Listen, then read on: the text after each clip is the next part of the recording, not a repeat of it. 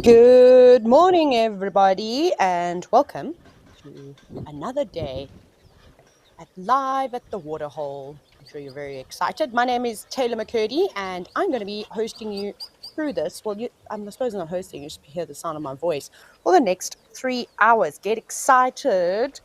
For those of you that are joining us for the first time, can you believe that this is live? It's happening right now, and you can also chat to me. Maybe there are some questions you've been wanting to know all your life about safari, wildlife things, and pretty much anything. I like to just have conversations with people. So if you are new, you can chat to us by either using the YouTube chat, or you can head over to the WildEarth website and use the question box there. So I'll just wait for a couple of you to join, and yeah. Otherwise, we're just going to watch some birds in the meantime, and then I'll get into it shortly.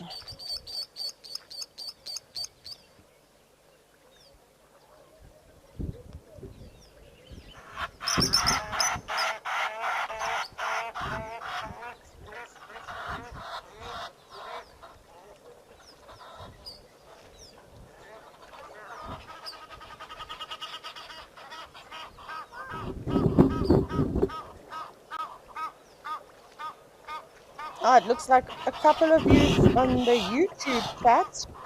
We've got Stephen Rousseau, who says good morning. Nicola Gamble, who's also watching today. And I think it's Elle, who said jumbo all. Habari. Elle, maybe we can speak Swahili. I can't speak Swahili, I just know the greetings. But you're sending love from Cape Town? No, from CT, USA. Where's that? I don't know what the acronym is there, CT, but anyways, you'll have to let me know.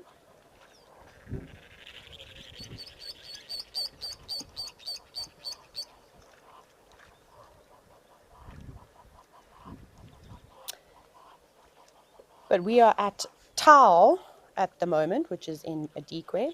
It's a rather large game reserve with a closed ecosystem. In fact, one of the largest. It's about 75,000 hectares. Isn't that crazy? It's huge.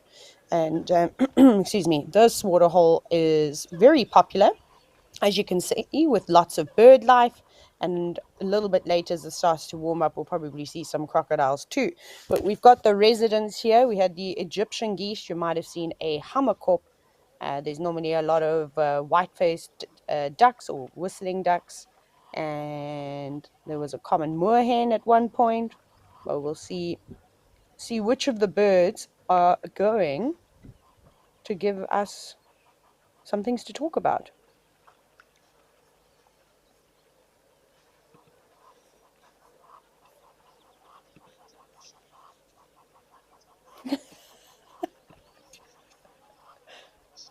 Roshan, speaking Afrikaans, you said, Goeiemôre, Taylor. Lekker dag vir jou. I speak Afrikaans with a very English accent. Everybody always laughs at me. I hope you have a good day too. It's very chilly in Hoedspruit, which is where I'm sitting right now. It's actually quite cold, and I regret not putting a jersey on, so we'll have to sneak out at some point. Well, I say sneak out, just walk to my cupboard and grab a jersey. Oh, I hope the temperatures are all nice and warm where you're from. I'm surprised we're having such a day like today. It's been so hot. And I think what we'll do is, because I'm so nosy and I would like to know what the temperatures are, let's go check it out.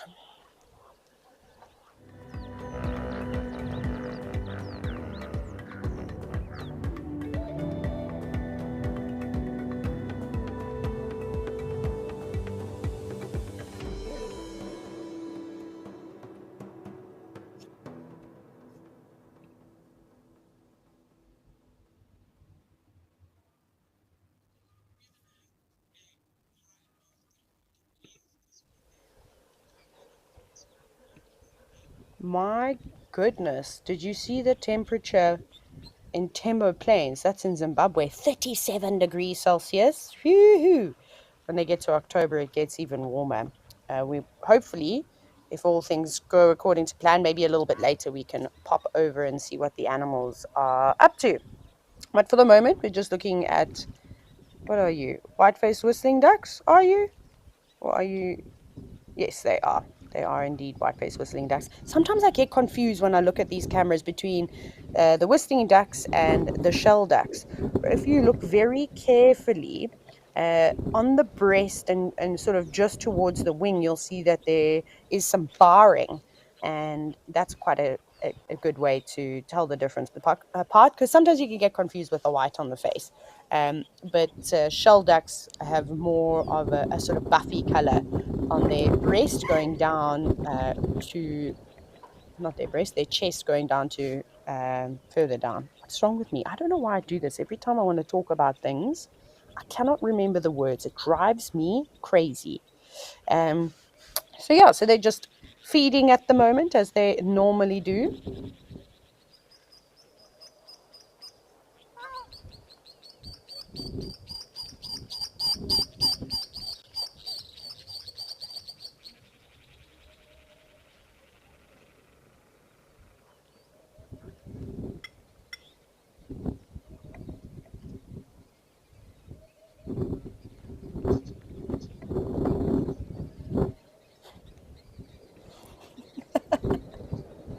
Terry, you've asked, besides a hardy-dar ibis, what bird call do I enjoy the least?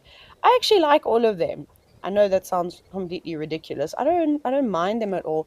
I don't really like crows. I don't like that sound. I mean, they're highly intelligent and they can gurgle all sorts of sounds.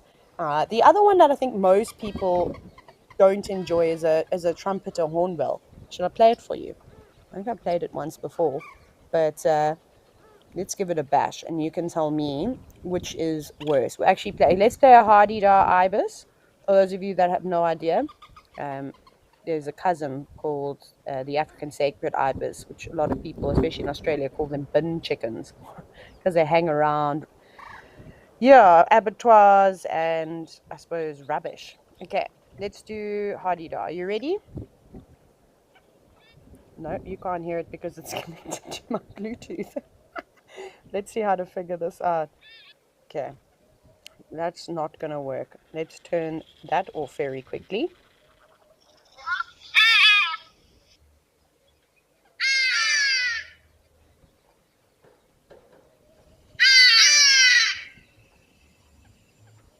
Isn't that a terrible sound? They like to, of course, do the Hadidars like to do that very early in the morning, just of course to annoy everyone. My mom said when I was little that I didn't mind noises so much, but when the Hadidars were around, I used to scream and cry. I'm not sure why. And then the other bird we said is a trumpeter, hornbill. Are you ready for this one?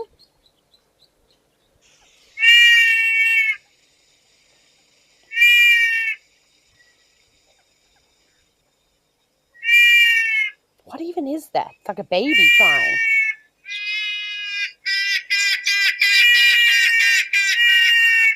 No, thank you very much.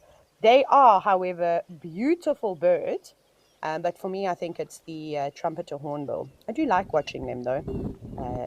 But we won't see trumpeter hornbills here. They prefer, I'm connected to my Bluetooth again. I had to stop it. So I chat with I use my Bluetooth headphones and then I talk to everybody in Mission Control. So that's a studio in Johannesburg.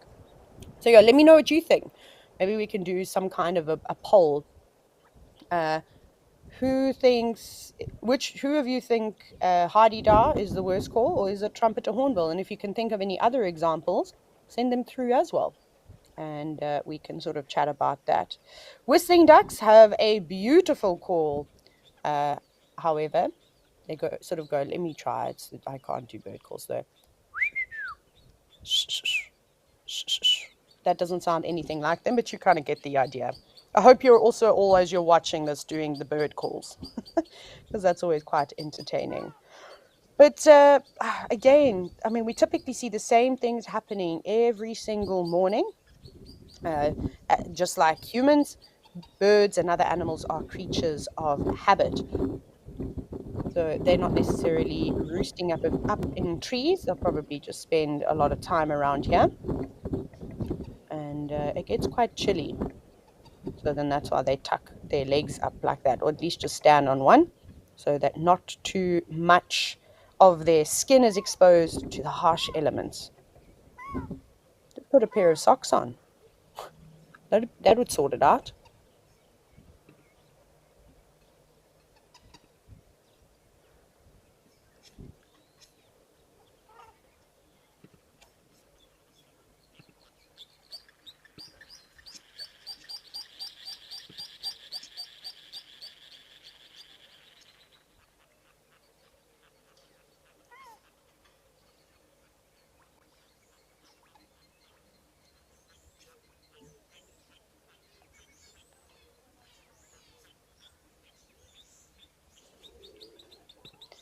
I think one of the hardest things to do for those of you that are starting out and learning how to bird, it's really tricky, so don't be too hard on yourself, is learning about the anatomy of the bird.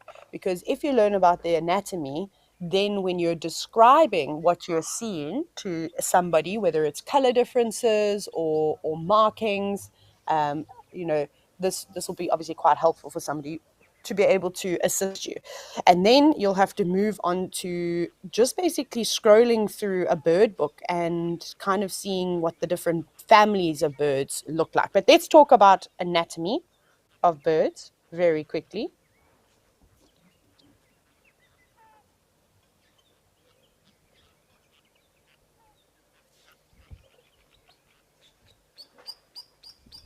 Sorry, I lost communication. I will be back shortly.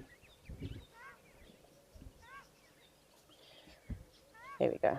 That's better. Okay, so when looking at a bird, so we start at the top. We obviously have the bird's head.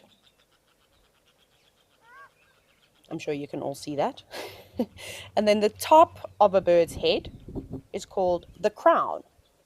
So, for example, we've got crowned lapwings, which is nice. So maybe you can take a look at them and you can kind of see there's lots of birds, of course, that have the word crown as a part of the name. And then at the back of the bird's head, so not the top part, but just behind it, is called the nape. So those will be two very important things to remember. And then what you also get is where a bird's eye is. Sometimes some birds have like an eyebrow. Normally it's light in color, but of course it can be any color that will extend past the eye. So of course you can say eyebrow, but if you want to be a bit more technical, the word is supercilium, but don't stress about that too much. And then another important identifying feature, and it's always good to have a pair of binoculars at hand, is to look at the shape of the beak. You can tell a lot about the shape of a beak in a bird. It will even tell you what they typically will feed on. So let's look at this common moorhen that is swimming about. It's actually got quite a multi-purpose beak, if you will. So it hasn't got a sharp hook on the end of it, but it is fairly long. And they eat a lot of water plants, but then of course they will also pick at insects if they're available. A lot of birds actually incorporate insects into their diet as another source of protein. Okay, and then what are we going to do next? I suppose we have to go further down.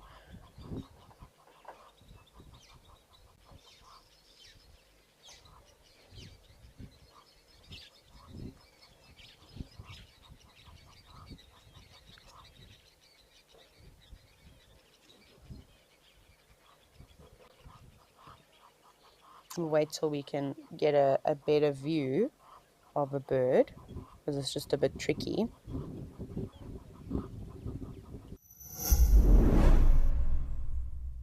Discover the wonders of the wild with Safari Snaps, Africam's fun community game.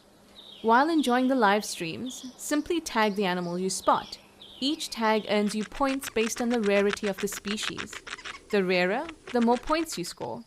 Your profile and the Safari Snaps leaderboard will keep track of your impressive tagging skills. Join us on Safari Snaps and let's celebrate the wonders of African wildlife together.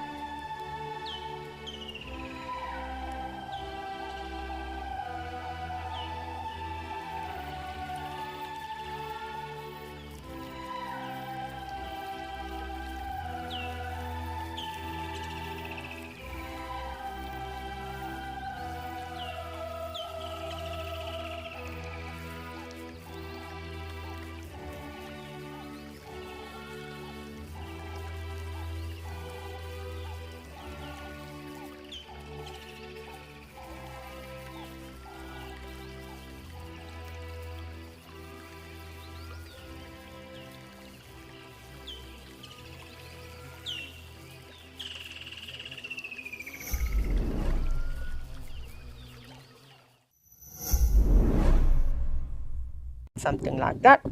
But any major coloration and markings that you can see on a bird are going to be very helpful. So like if I was going to describe to somebody what bird I'm looking at, and you should get into a habit of saying these things out loud, because then you're going to start taking note of it. I would say that the bird has got quite a long spear-like beak. It has a white crown and black markings extending from the eye, and it also has I suppose, a little crest of some kind in the form of those feathers. Do you see that extending from the top of its head? Then it also has some dark markings going down the front of the neck. Its wings are much darker than the rest of the body, but the neck and not the neck, the breast and chest is sort of a buffy gray coloration. And then you can look at the color of the legs too. I can't very well see what this is because so many birds look very similar to one another.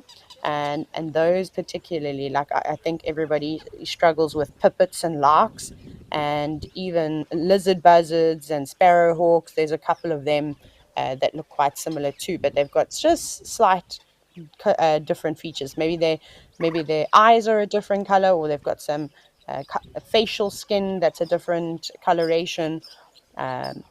Barring across the chest or mottling, and these are kind of all words that you can do. But these are great. These gray herons are very common. You can also see black-headed herons and Goliath herons. Goliath herons are probably my favorite of the biggest ones. It's quite a nice view.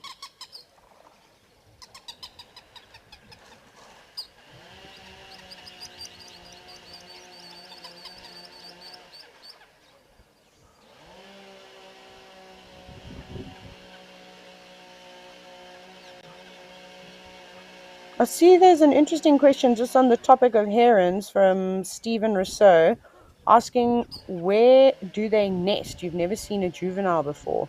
So, oh my gosh, herons can be communal nesters, the same thing with egrets. So sometimes you see a bunch of different bird species, like I say, the herons and egrets, and they'll actually be nesting together on trees. A lot of them are overhanging or quite close to the water's edge.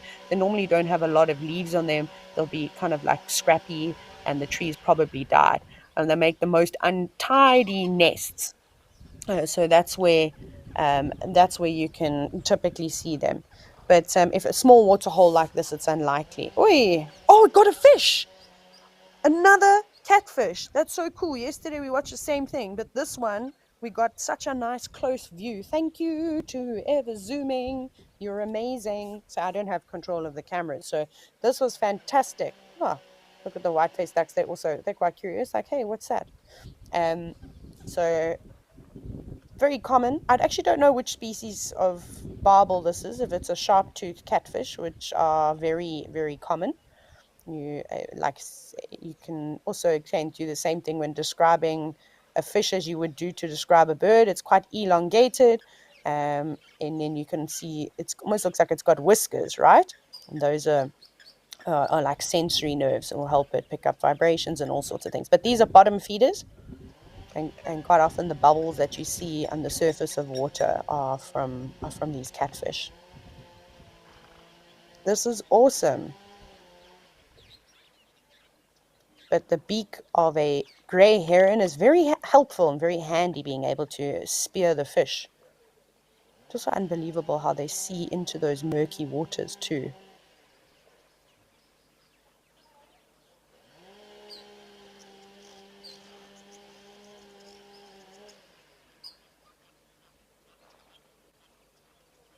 I'm sure this is the same heron that we're seeing every single day.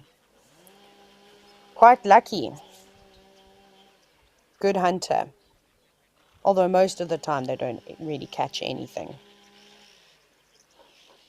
So we're very spoiled to see 2 fish in one day.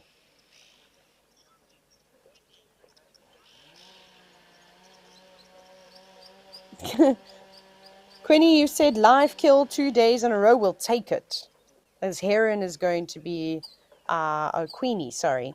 Um, oh, I thought the heron was going in for the kill. It looks like it's still alive. Sometimes birds will just eat their prey whole. Whoop, whoop, whoop. Down it goes, down the hatch. Oh, you can see it looks like it's a little bit stuck there. Can you watch it? You see the big bulb in its neck? Where are you going to go? Are you going to go drink some water to wash it down? Yep. Off it goes. They do the same thing every single time. I would not like. I mean, when I've gone fishing before, unfortunately caught a catfish or two. In Zambia, in the Zambezi River, you have to be careful because I've also got electric catfish. And that's not fun. But for the most part, I'd catch sharp-toothed catfish. But very slippery, like a mucus all over them. That's a defense mechanism. Not very nice. Well done, heron. Even the white-faced ducks had a show.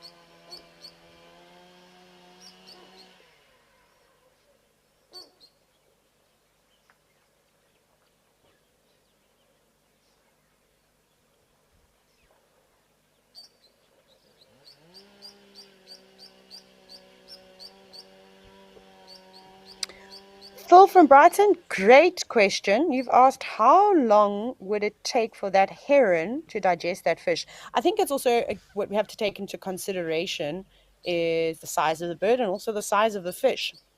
So I'm not 100% sure, but I'd imagine it would take a couple of hours. So most of the birds within what am I trying to say here? Why can't I think of the word?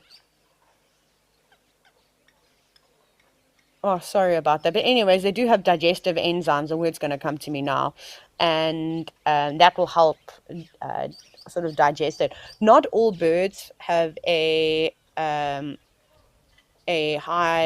pH level, which would definitely help with digesting things like bone or feathers, whatever, depending on what they're catching. So sometimes they'll also regurgitate pellets. You see that quite often with owls, where they've been. Hi, my name is Claire. WildEarth has been part of this home for many years as it connects us to the bush and the culture that we love and miss so much. I became an explorer so that other people around the world can get to experience the African bush in this unique way as well. I am beyond excited that I was drawn to win the prize at Ambakala Game Reserve for 3 nights. It is truly a dream come true. Sign up today and you could be the one experiencing it for yourself.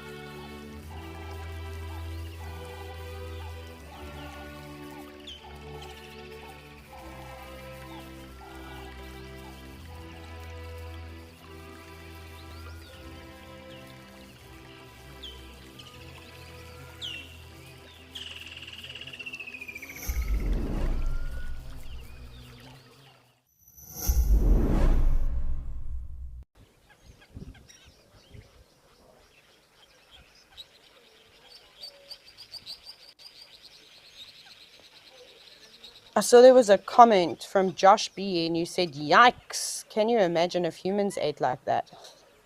I feel like there are some people that do, and the only thing that I can think of off the top of my head is people that enter food eating competitions. There's no time to chew.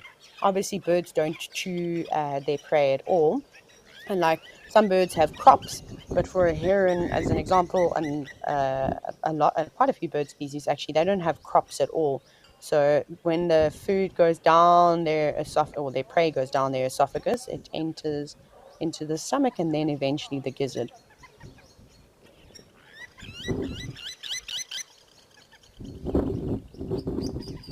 Can we look to the left? I think there, I don't know if it was a common moorhen or a red-knobbed coot, but it looked like it was carrying vegetation, which was interesting. I might have not seen it. Did anybody else see that? Sort of from where this red-knobbed coot is, just a little bit up, and then it's probably quite far to the left now.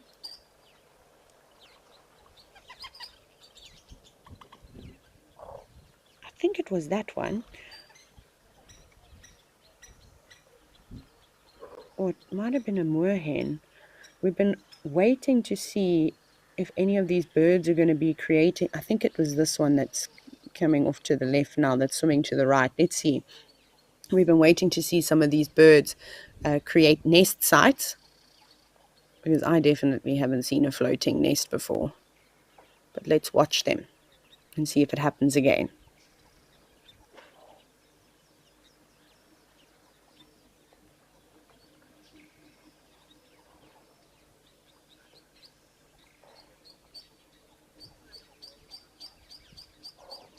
A pair of black-winged stilts also come to join the party.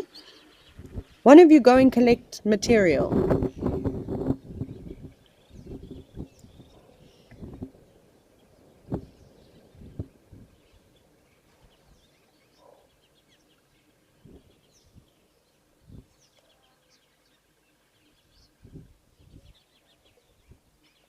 Okay, well, we can try again a little bit later and see if those birds continue, or one of the birds continues bringing nesting material back. I can only imagine that's why it would be carrying vegetation.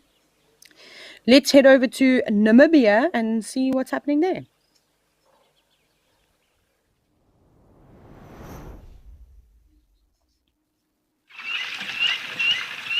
Ooh, look at what we've got. We've got quite the scene at the moment. 2 elephant bulls and a herd of kudu, and then lots of springbuck in the distance that you can barely see because they're so camouflaged amongst the white rocks. Looks like the elephant bulls have already had a drink. You can see their trunks are quite wet. No splashing around for you? But too early? And you can hear the pied crows in the background as well.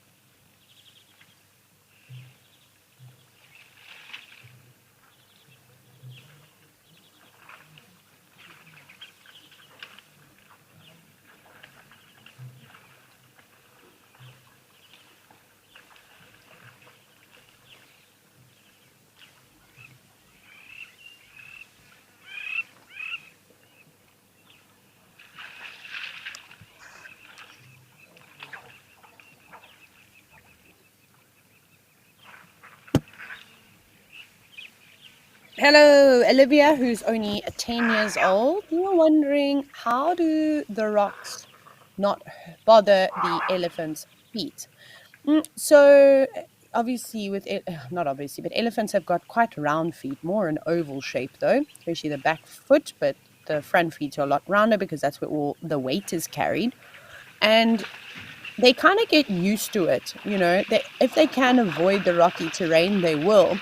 And I don't know if you can see, Olivia, with the elephant on the left, do you see those long brown patches, like pathways? Those are created by the different animals, so constantly walking over the same place. So if they can, they'll walk on that. But it's not always very nice. But because they've got these big round feet, you can't actually, if you look for a photo on the internet, maybe your mom or dad can help you, of an elephant's foot, you'll see there's the must join a meeting again. You'll see there's actually like this spongy tissue that helps protect the foot quite a bit. Although very sensitive, underneath the foot itself, it becomes quite calloused, or it becomes really hard. And then there are, as the older they get, the less things will bother them.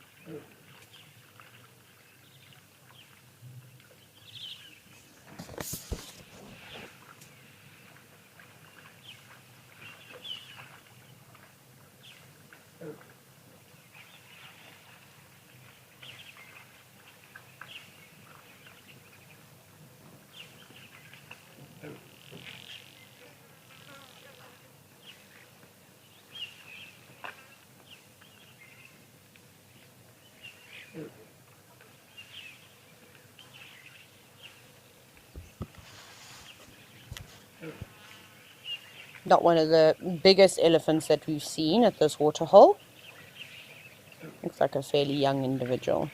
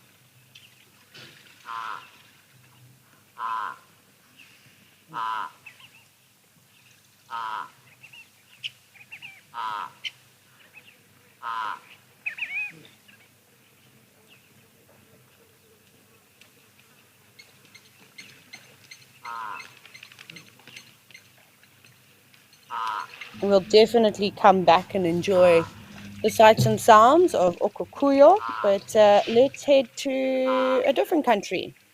So over we go to Kenya.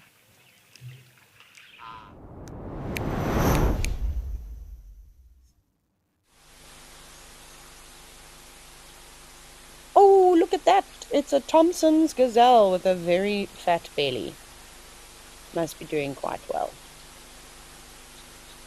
Nice up close and personal view of it having a drink. If you're wondering why it's on its own, males are typically solitary and they'll spend most of their time just standing in one spot, chasing any other males around and territory. They look very similar to springbuck though. I'm sure you can all agree. Very nervous though, looking around. I would be too, especially if there are not many other animals like giraffe or the oryx to keep it in, to help, well, I suppose to help spot other predators.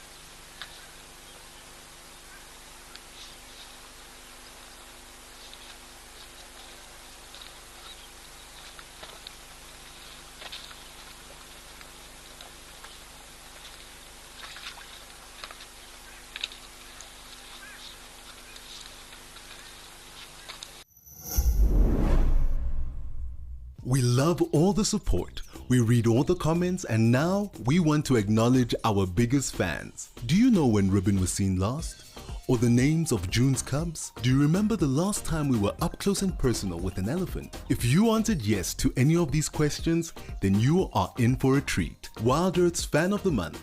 We are looking for you. For more details, make sure to read our monthly mailer and keep an eye out on our social media pages. WildEarth, it's in your nature.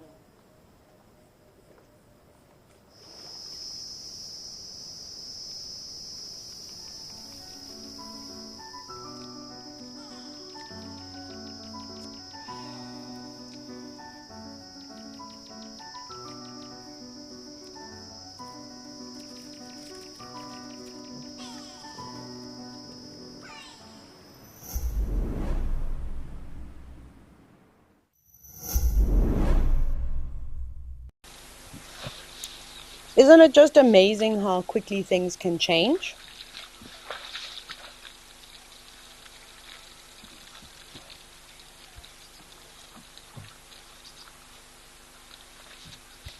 Well, we got all the giraffe coming in. I feel like it's very rarely quiet at this waterhole.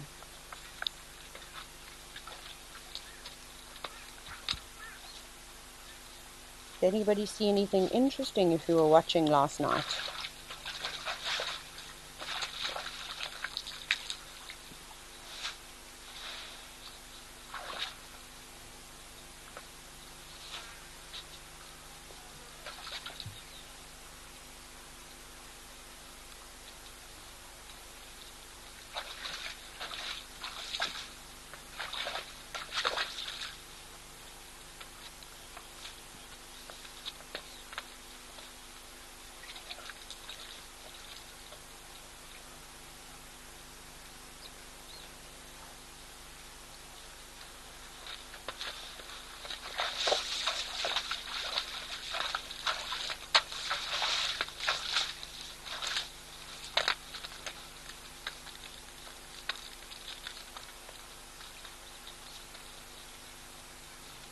Catherine, it is a great angle to watch the giraffe drink.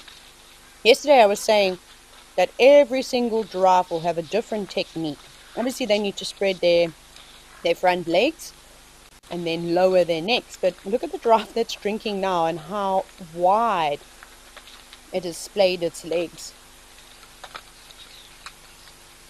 I think it will also just depend on the water levels. How high, obviously if they're maybe slightly higher, they won't have to spread their legs as much.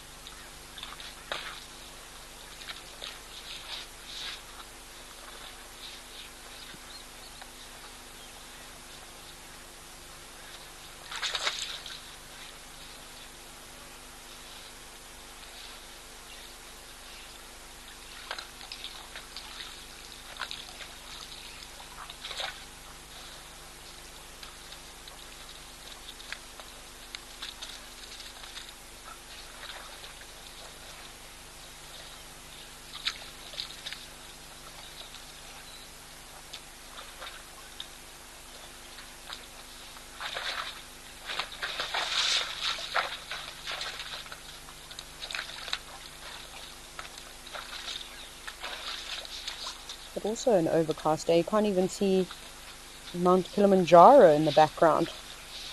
I don't think we could see it yesterday either. It was too hazy.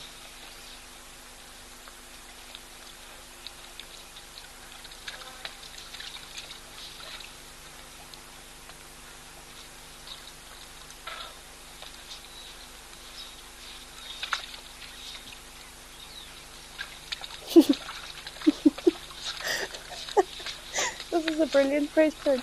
Martin, you asked if I've ever seen any other animals using giraffe as for their shade. That is, my goodness, this is why I love this, because the questions that you get, I've never even thought of that.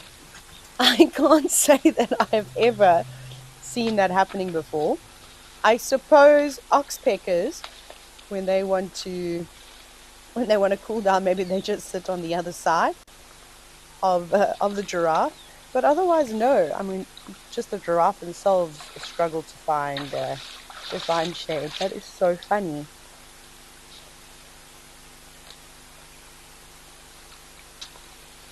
I mean, they're tall, but they don't have much girth. I reckon sitting in the shade of an elephant would be much better. Not that I've seen that. I don't know if an elephant would let many animals get close to it, unless it's maybe around like something like this, like a waterhole, where they're more tolerant. Can you imagine something like an eland just walking towards an elephant and then plonking down to rest in the shade? Who's got to hope that the elephant doesn't stand still? Oh, speaking of elephants, right on time.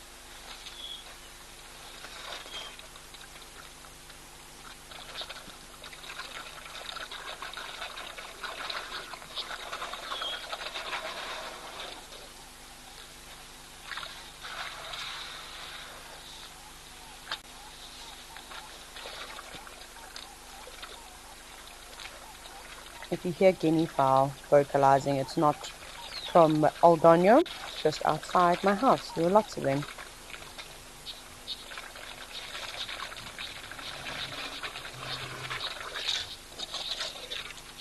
Have you noticed how we haven't seen any wildebeest at all?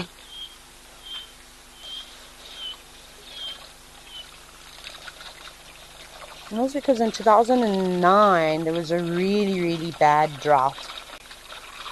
And Savo and Amboseli and this region that we are in now suffered probably the worst. So many animals died. And from what I've read, about 95% of the wildebeest population actually died. How terrible is that? Even though it was quite a long time ago, it would still be difficult for those populations to recover. So I'm actually not sure what the wildebeest population is at now. You'll probably have to look between Amboseli and Savo. Don't think there's been many animal sort of counts done in Old Donyo, because it's also a fairly new wilderness area.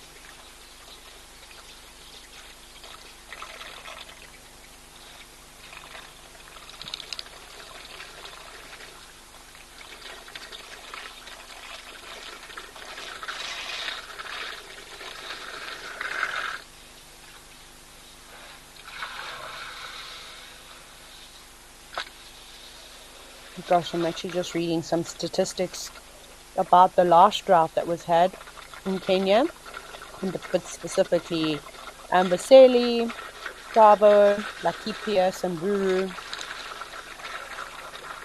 and this is in 2022. So last year, and they said that more than 200 elephants died. About 512 wildebeest, almost 400 zebras, quite a few Grevy's zebra, which is devastating because they're not as common as the grants, and lots of buffalo too. Not as many, but like 50 or so buffalo. But in when was it? In 2022, actually last year when I was on a safari, we went to Kenya and we spent some time in the Mara ecosystems. And it was crazy to see how much rain they had. They didn't quite have the short rains, which start in about end of October, but November, December. And then the big rains like April, May are when it's at its worst. Not its worst, but its best, I suppose. So that we get those torrential downpours. But the Mara was so green because of the unseasonal rain that was in February. And normally it's quite dry.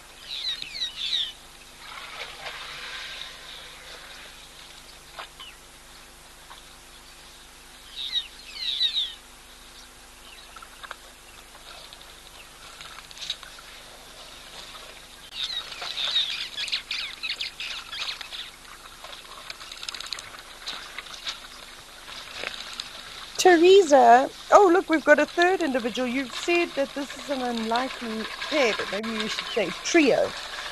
You're quite right. However, for certain areas where there isn't an abundance of water, animals have to sort of share the water holes with other species.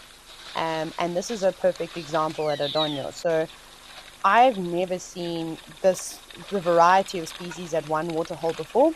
You see this quite often in Namibia as well with the natural springs or the pump pans, and there can quite often be huge distances between the waterholes. So that's why they're more tolerant with one another. So we've seen giraffe, elephant, oryx, impala, eland, all around the waterhole at one go, and the warthogs come and join too. And then not to mention all the bird species, and the agama that we've been seeing. Hopefully we'll find that agama, which is reptile. And then I think I might change my answer from yesterday. I was having a look, and I don't know if it is a rockagama. I think it might be another one. I just have to find the name of it. I still can't find my East African reptiles book. I have no idea where I put it, and I was so excited to have a book like that. There's not many field guides in Kenya. A lot of the guides actually use books from South Africa and the interbred.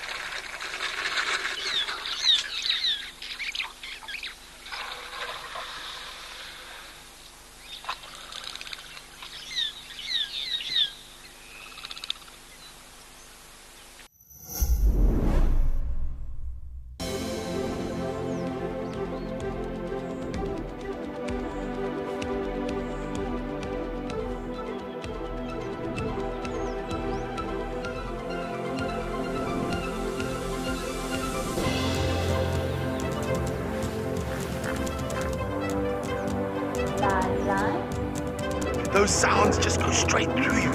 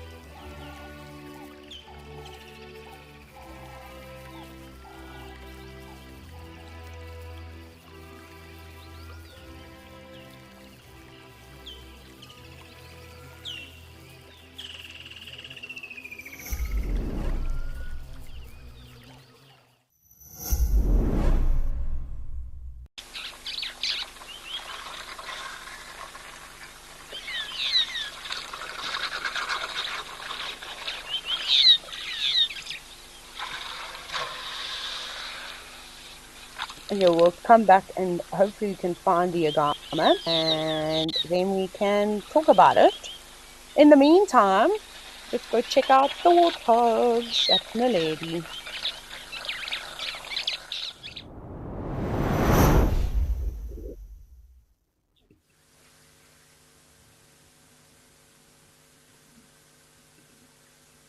This is a nice view. I haven't seen warthogs at Naledi, which is in Olifants West Game Reserve. So it is a female, a sow, and her offspring from last year. And the sows are heavily pregnant at the moment. It's not too long before they start popping out, the little piglets. And there's, of course, a couple of oxpeckers also just sitting on the warthogs. I don't know why more animals that like to graze don't hang around here. Look at how green and lush the grass is. And one of the very many species of animals that are severely affected by drought or, sort of dry season. In fact, warthogs. So this is perfect. I suppose it's like a grass smoothie. Look how the one on the right's actually using its snout to, I suppose, loosen the grass roots and then to gobble them up.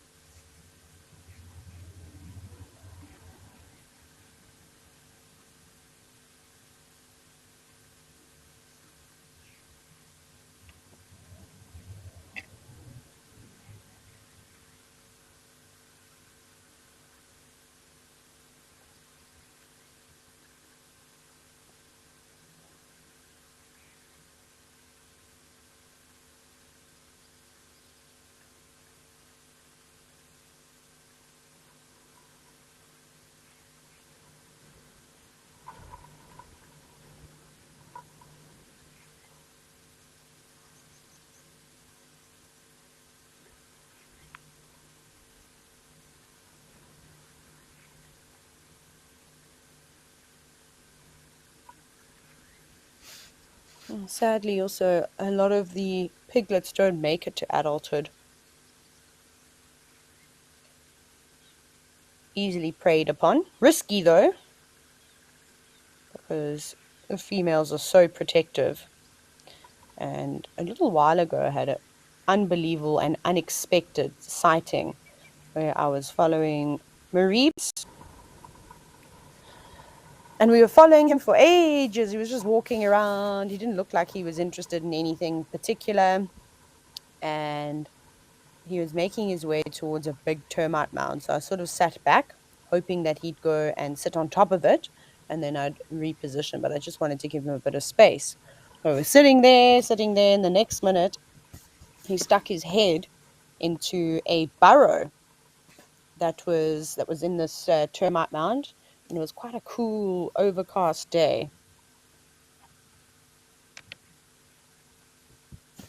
And then the next thing, there was just this cloud of dust as the warthogs erupted from their burrow. They hadn't quite got up, and it was late in the morning too. And it was a sow with quite a few of the sub-adult pigs, or maybe they would have actually been a bit smaller, probably about half the size of the warthog on the right. And he managed to grab one of them, but then the mom chased him. And he was so lucky, and of all the marula trees that he could have gone up, he ran straight towards me, and I'd parked next to a marula tree. I must have been about 35, 40 meters away from this termite mound. He ran right up to the vehicle and climbed straight up the marula tree. I've never been that close to a leopard, nor would I ever want to experience anything like that again. His tail was basically tickling my head. It didn't really, but that's how close he was. So once he was up in the tree, the thing that I did was I started the car and I reversed out of there just to give him a bit of space. But can you imagine if he'd lost his balance and fallen out of the tree, or he couldn't grip the pig and then would have dropped it on the vehicle. So I moved back immediately. And then once Mom and the other warthogs moved away, then he moved it to a different tree. Okay, pigs, it was great seeing you. Let's go check out Jamala in Madikwe.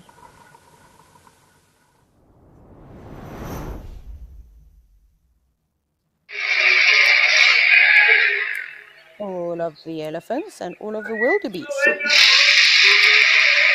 And of course the zebra. Looks like there's still quite a few more elephants coming in.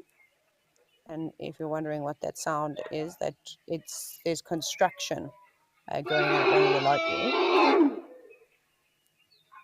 And I think that's how the elephant feels about those sounds too. I don't blame it. But this seems to be a typical scene now that we are seeing every single day. And I'm sure everyone knows what I'm going to ask next. I would want to check on the zebra carcass, which is off to the left, and see if there's anything left.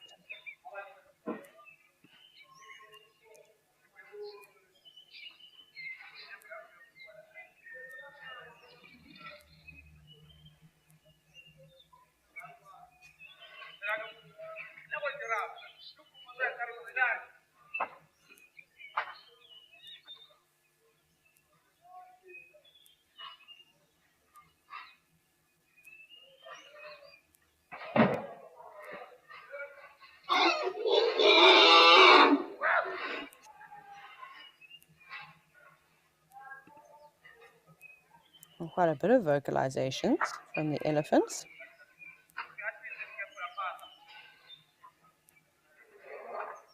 It sounds just kind of like a youngster trying to get in there.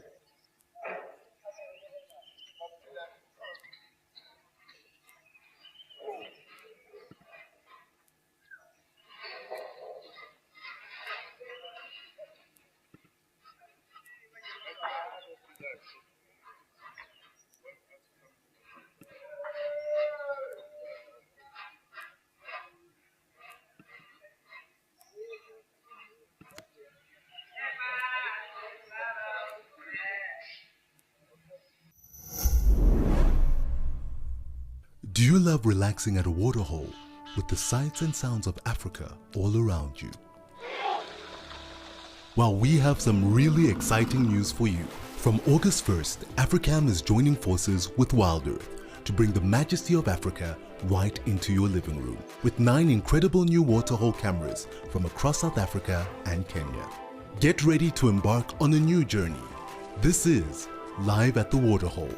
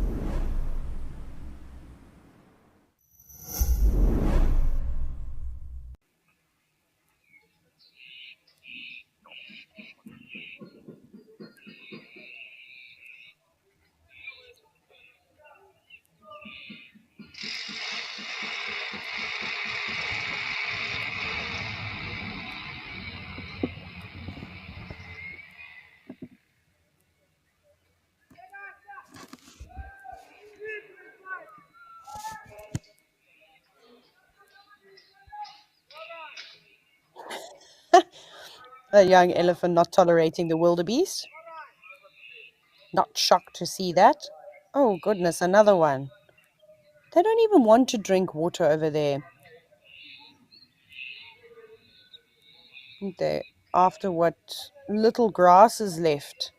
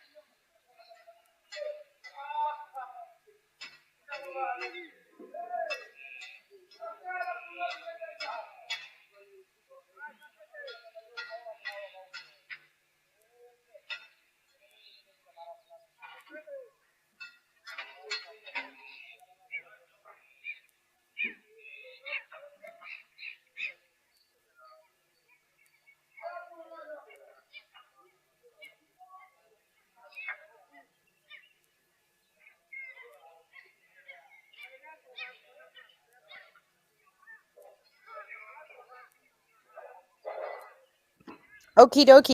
So here's the zickers that I was talking about. Hello, Warthog. You coming in for a snack? If this is your first time seeing this,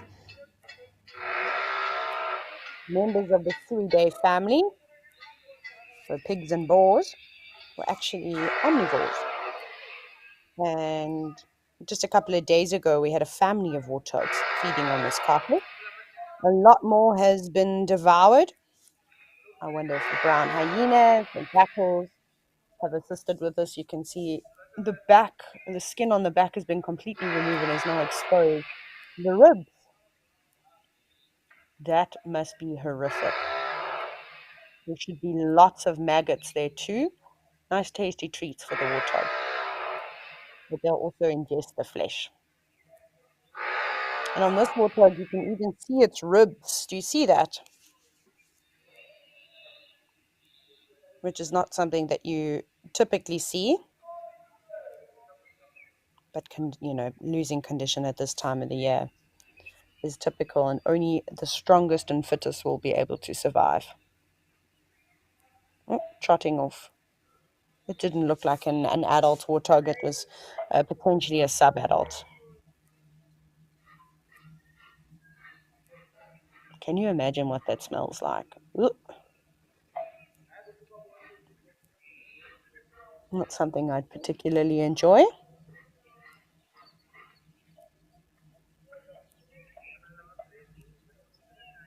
It obviously would be great during the day to catch some predator action. I've seen brown hyenas scavenging during the day.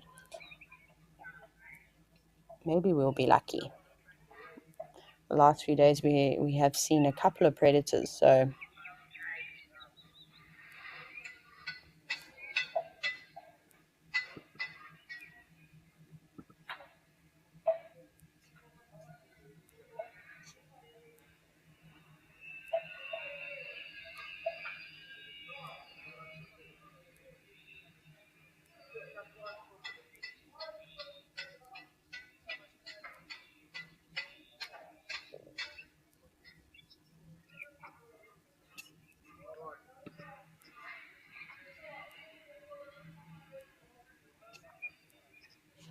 oof, this is a huge boar coming through now. Charlotte, you've asked, if an animal dies of natural causes, would any other animals eat it? It's coming in. Oh my goodness, it's a giraffe. Excuse me, coming through. Um, so, no, of course they absolutely will feed on it. Nothing goes to waste in the bush. There'll be, whether it's not a mammal that potentially feeds on it, there's a lot of insect life that will also take care of a carcass. Flies being the main ones. Obviously, they'll lay their eggs and the maggots will hatch and then start devouring the carcass that way. And then there are also little beetles called carrion beetles. Don't see them very often, but when you do, it's quite interesting. I'm sure that boar is going to come across and go back to the carcass. I can't believe that giraffe just marched past. Sometimes giraffe also curious around carcasses, and you can sort of see them investigating.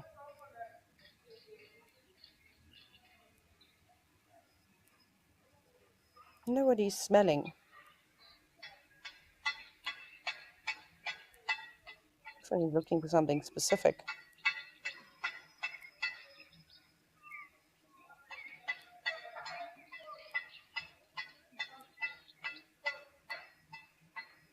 Right now he doesn't seem to be sold on the carcass. Sir, would you prefer some nice green grass? How does it almost seem like it's intimidated? Oh my goodness, there's so many animals, so many warthogs, plenty wildebeest, giraffe, elephants.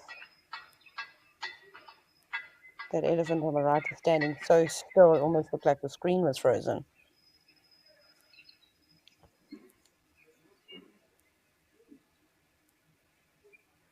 That big pig looks like he's going to move away.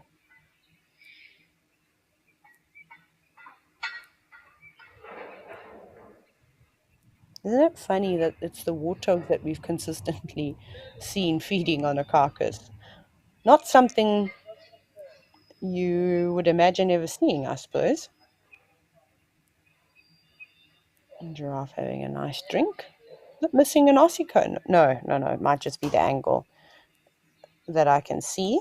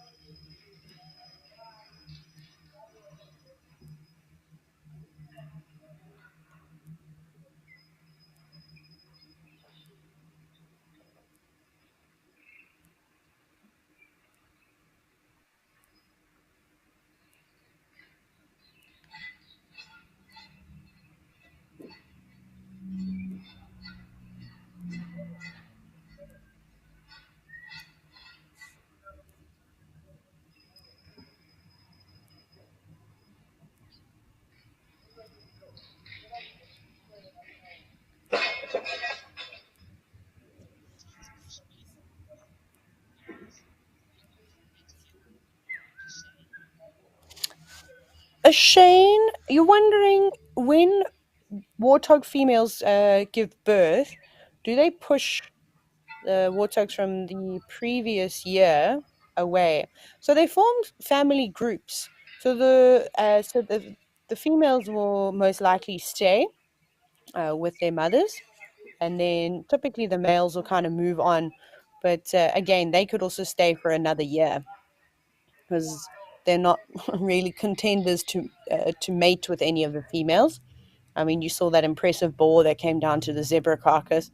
He's going to be a dominant individual, and those younger boars won't engage in a battle.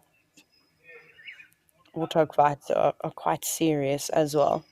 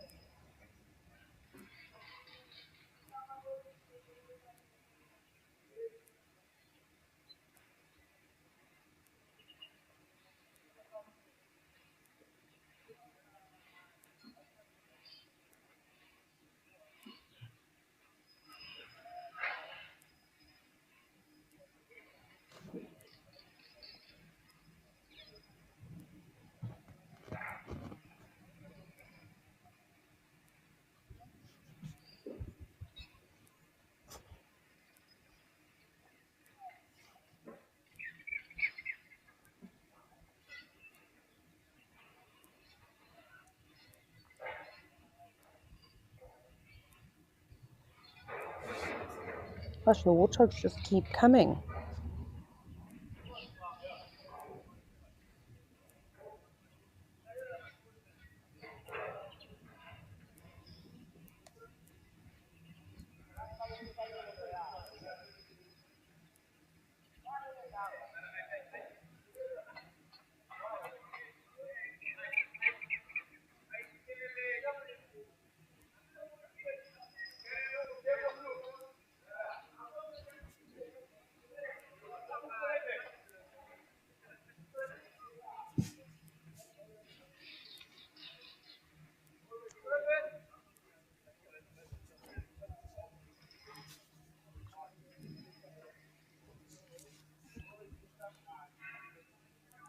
Hello, big boy.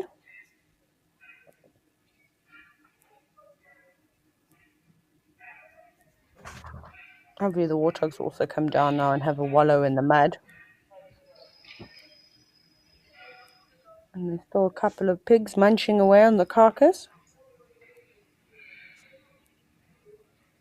Oh gosh, look at all the zebra too. Hello, warthogs! Some have already gone to have a mud wallow. The one on the left has got a serious itch. Oh, look how happy they are.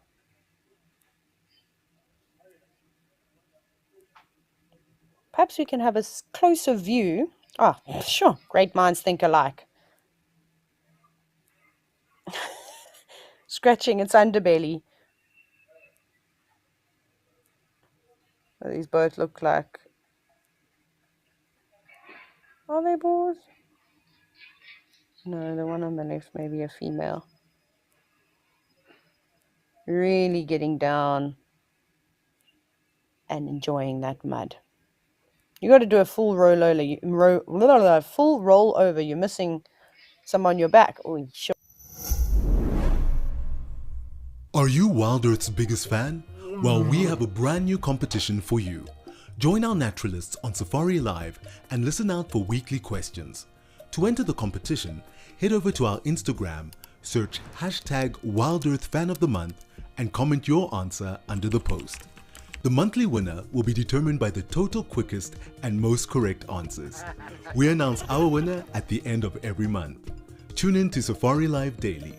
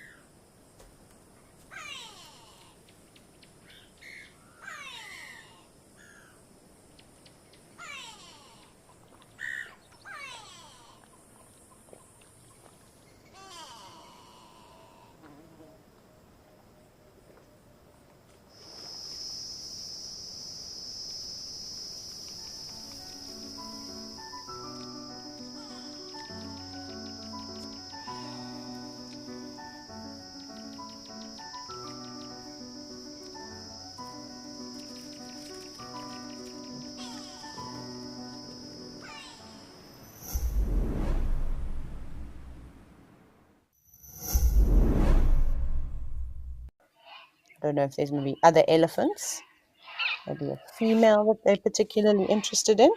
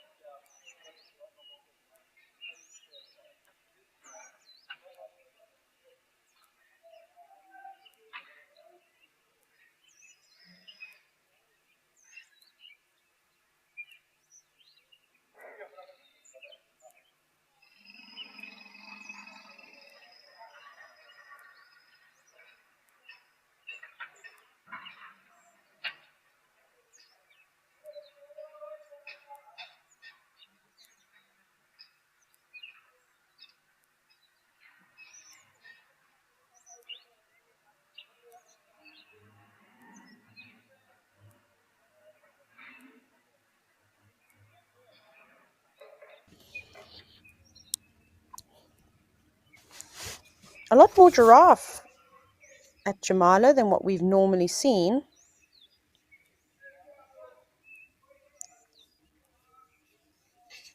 Again, I think it's just because the lack there of water, everything's going to start moving around here, which hopefully means that we'll see an increase of predator activity with all these animals hanging around.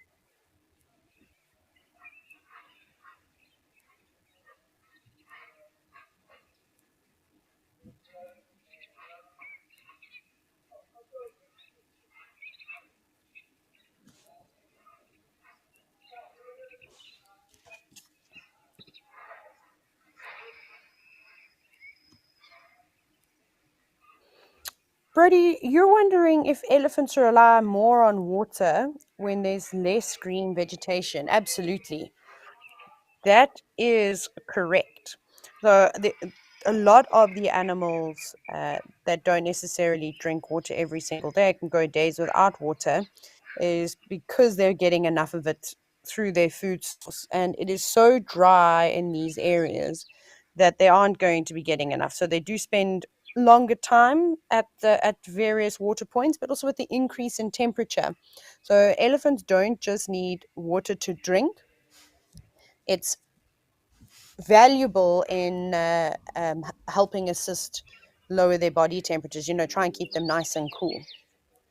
So they'll drink and then also splash water all over themselves. So it serves two purposes, or a couple of other purposes, but those are the main ones.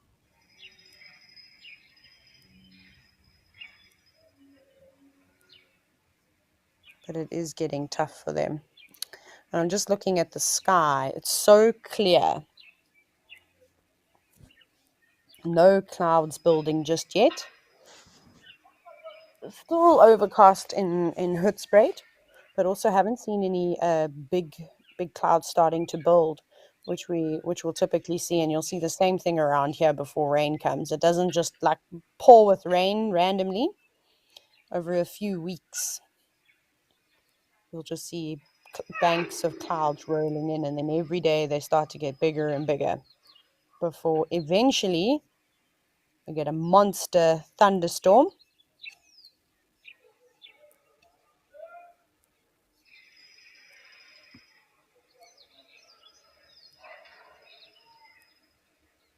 Also wonder if it's the same breeding herd that we've been seeing every day.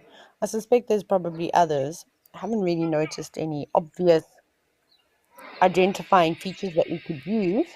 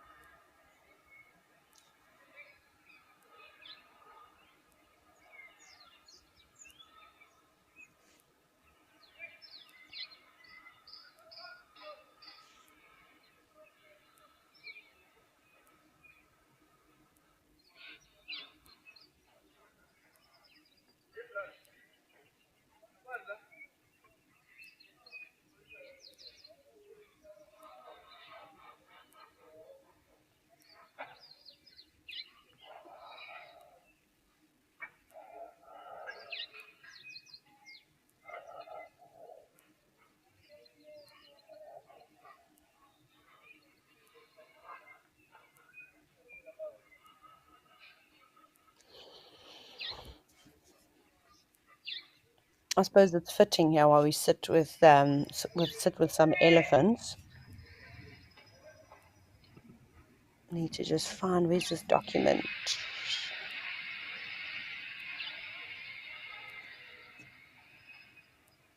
I keep getting asked for bedtime stories.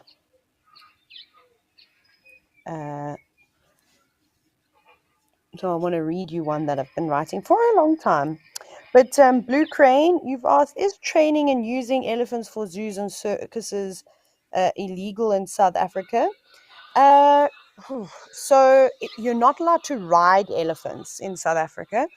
As far as I understand, they've banned that. And they're starting to put on a lot of restrictions or implement a lot of restrictions with the interaction of wild animals. So, which is a really good thing because that's going to hopefully, I don't think it will stop, but lessen the captive breeding of various animals. I honestly have only ever been to a circus once, and I was very, very young. There weren't any elephants though, but honestly, unless I don't think I would ever go back to um, a circus. If yeah, they had animals. Obviously, I don't mind people doing amazing acrobats and all sorts of dangerous things. That's entertaining to watch. And I've never been to a zoo before. So there are still zoos that have elephants. I'm not sure what the restrictions are on that, but it's really unfair to keep something like an elephant in a zoo. There's not enough space, and elephants will walk many kilometers, many miles in one day. I mean, an elephant walking 50 kilometers in a day is really nothing for it. How can you imagine when you put it in a small enclosure? First, I mean, the other thing is that they're so intelligent, they need to be stimulated. And I don't think they get enough of that either. There are some safari parks, not so much in South Africa, but like in the UK and I think in America, where they're much bigger, almost like a ranch, if you will. And then they've got animals sort of interacting and not quite, you can't say free roaming, but they're not kept in enclosures. And obviously, this is better, but it's also really sad, and it's something that doesn't get talked about very often, is how many elephants, and specifically in Zambia and Zimbabwe, these are all stories that I've heard from various conservationists, how young elephants get taken away from the herds, from their mothers, and shipped to various places all over the world, to introduce to zoos and that type of thing, which is so sad. Can you imagine? I actually heard of a story from a couple of years ago in Zambia where this happened, and there were quite a few people that actually viewed it, and they made up some big story as what was going on. But then obviously the truth kind of came out, so that's devastating. I mean, I also understand the importance of zoos, not so much circuses. I don't think we need animals to be on display and teach them tricks. But oh, there's a collared elephant, a collared cow. That's cool on the left. Um, but elephants, well, not elephants, but just animals in zoo, it plays a huge role in education because a lot of people can't ever afford to go on a safari and view animals in their natural environments. But then again, it's so sad for a lot of these animals. Um, so yeah, it's such a tricky thing to talk about. Really, I mean, zoos are also really important for preserving genetics and breeding projects, but there are a lot of negative connotations attached to it. I'm very spoiled. I was introduced to going into on from a very young age, so I didn't have to go to zoos and circuses because I was able to see the wildlife just roaming free. But it's obviously quite a controversial thing to talk about, and everybody's going to have their own opinions, and that's okay. It's interesting to have these conversations with people and understand the different outlooks.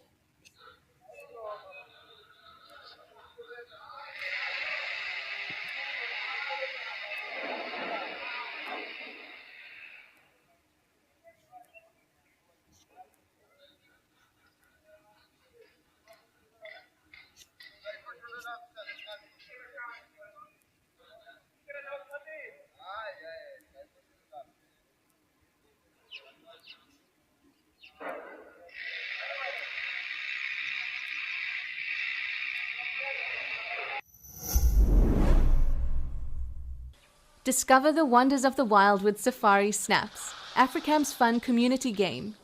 While enjoying the live streams, simply tag the animal you spot. Each tag earns you points based on the rarity of the species. The rarer, the more points you score. Your profile and the Safari Snaps leaderboard will keep track of your impressive tagging skills. Join us on Safari Snaps and let's celebrate the wonders of African wildlife together.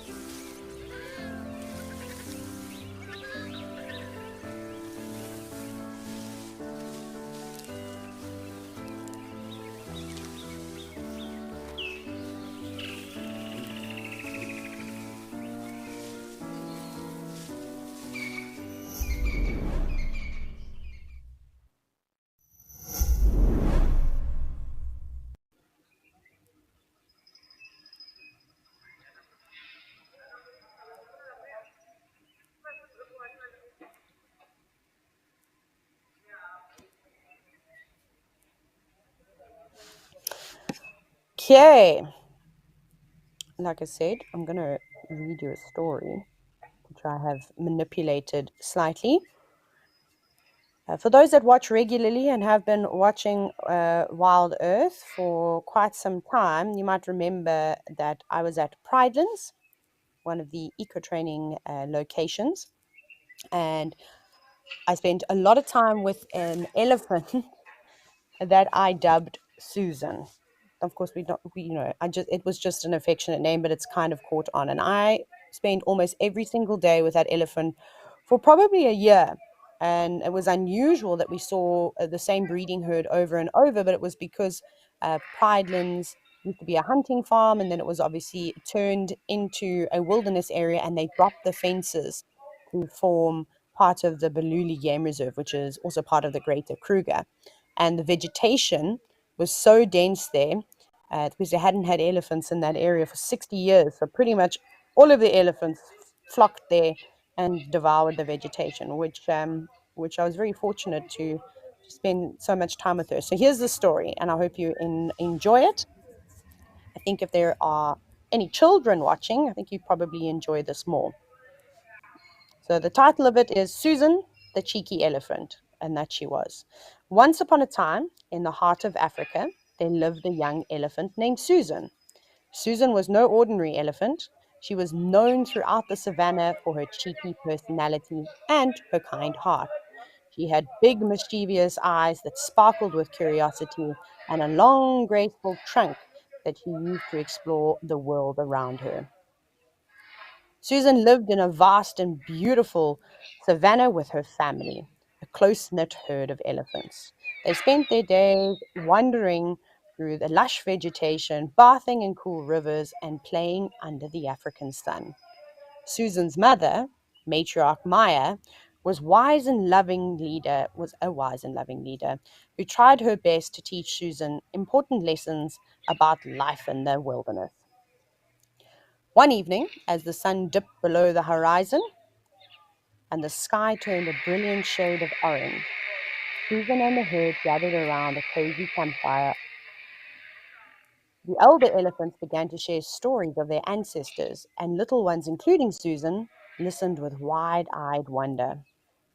Once, long ago, began Auntie Elsa, our ancestors embarked on a grand journey to find a legendary waterhole deep in the heart of the savannah. It was that this waterhole was the most beautiful and refreshing place in Africa.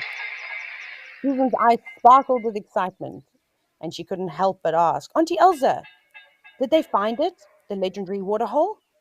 Auntie Elsa smiled and continued, Yes, they did, my dear. It was a perilous journey filled with challenges and adventures, but their courage and determination guided them through the darkest nights and the scorching days. Susan's heart swelled with curiosity and mischief as she listened to the story. She knew what she had to do. She had to embark on her own adventure and find the legendary waterhole to honor her ancestors and to make her family proud. The next morning, Susan woke up early, her trunk twitching with anticipation. She approached matriarch Maya, her mom, and shared her plan to find the legendary waterhole. Maya, though concerned about Susan's mischievous nature, could see the determination in her eyes. Very well, my cheeky little one, said Maya, but remember, courage is not in the absence of fear, but the strength to face it. Stay true to your heart, and you will find your way. With her mother's blessing, Susan set off on her adventure with the support and good wishes of her family behind her. She journeyed through dense forest, crossed vast plains, and encountered many animals along the way. She played tricks, she played tricks on wise old tortoises, told funny stories to joyful meerkats, and made silly faces to make a lost zebra laugh. As days turned into weeks, Susan faced her own share of challenges, from tricky river crossings to daring tree climbing escapades. But she remembered Auntie Elsa's story and Matriarch Maya's words about courage. One sunny day, after many adventures, Susan reached a clearing in the savannah. There, in front of her, lay a breathtaking sight. the legendary Waterhole. Its crystal clear as water sparkled like diamonds, and the surrounding trees provided shade and shelter for all the other animals that gathered there.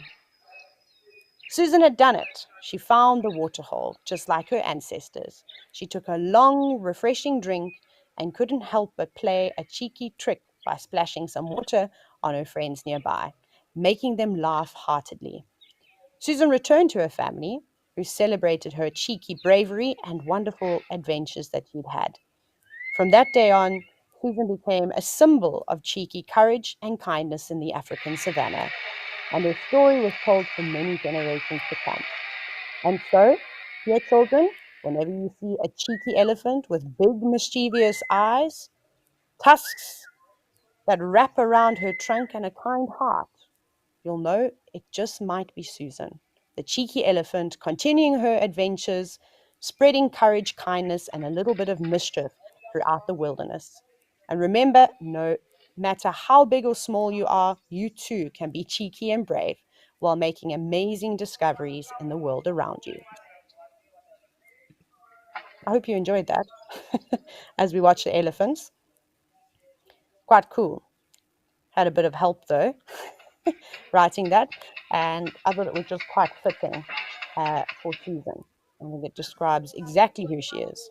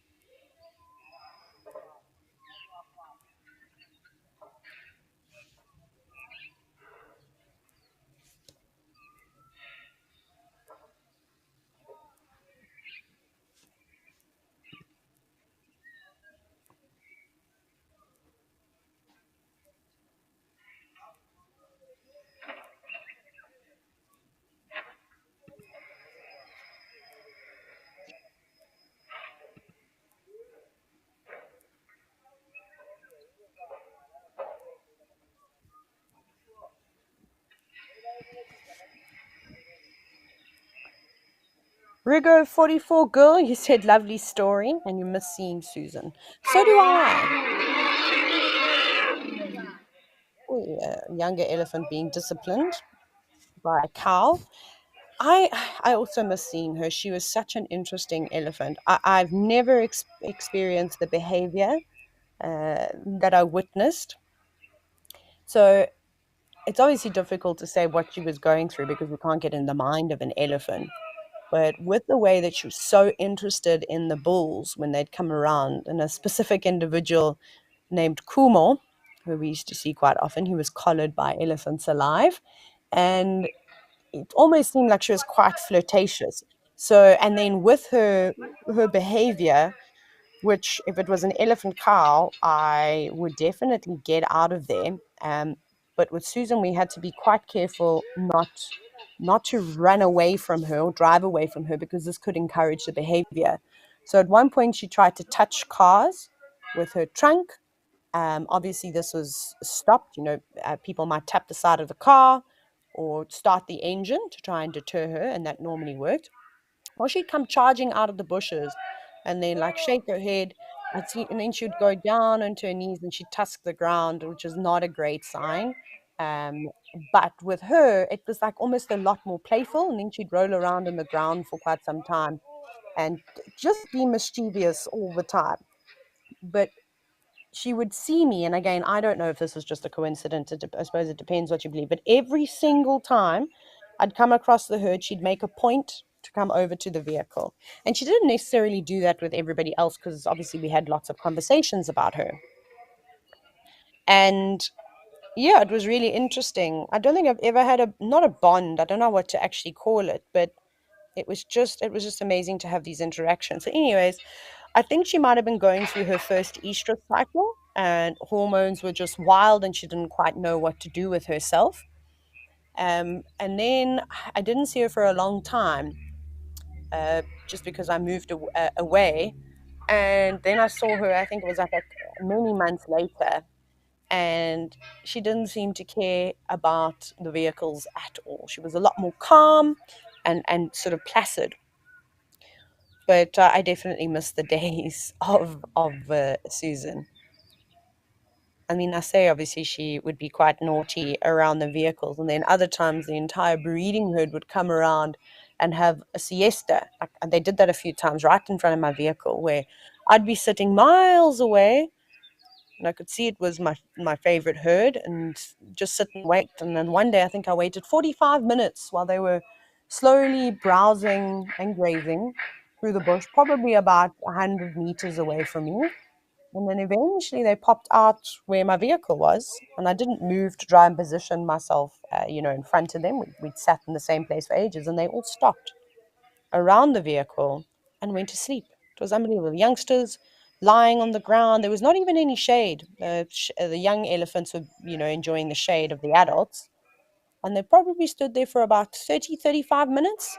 Some of them were having dust baths. We were getting covered in dust. They just sat there quietly. And then eventually they moved off, including Susan. Susan actually didn't cause any trouble that day. She too just had a siesta and then was keeping a watchful eye on some of the younger calves. She was quite protective over the younger individuals too.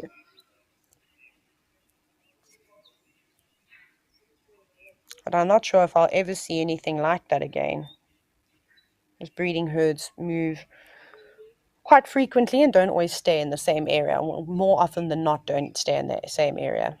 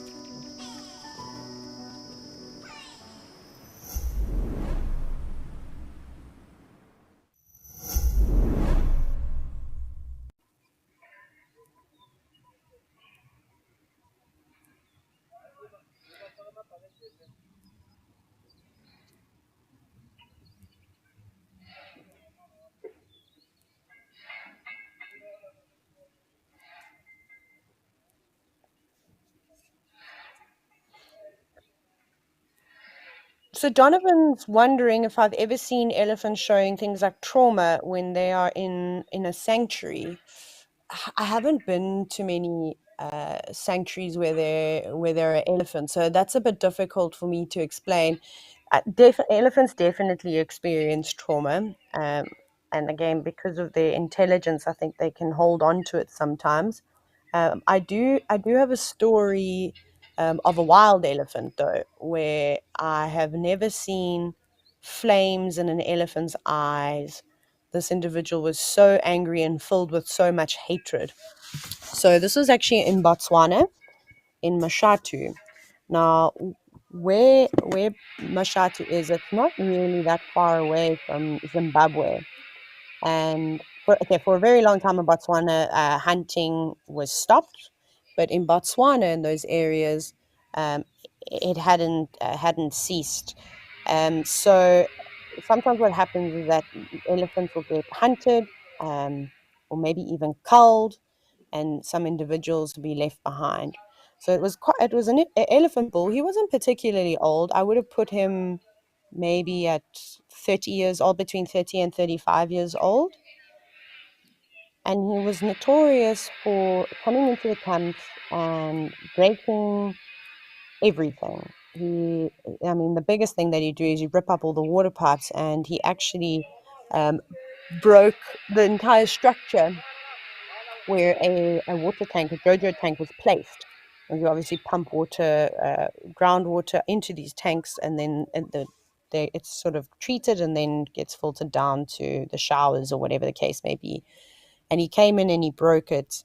And you have to be very careful chasing elephants out of camps. And I don't advise that you do something like that, because things can go very wrong very quickly in some enclosed spaces. So they did try and chase him out. I wasn't there. Oh, well, I was there, but I wasn't there to chase him out. But anyways, and then a couple of other instances happened. And one of the worst things that had happened to me personally was one morning, very early, obviously waking up to go out on our morning activity, and I could hear the elephants, open camp, so they could all move around. And I could hear an elephant, so I could just see through the mesh of my tent. And I was like, okay, well, I'll give him some time, and eventually I'm sure he'll feed and move out of the way, and then I can carry on walking.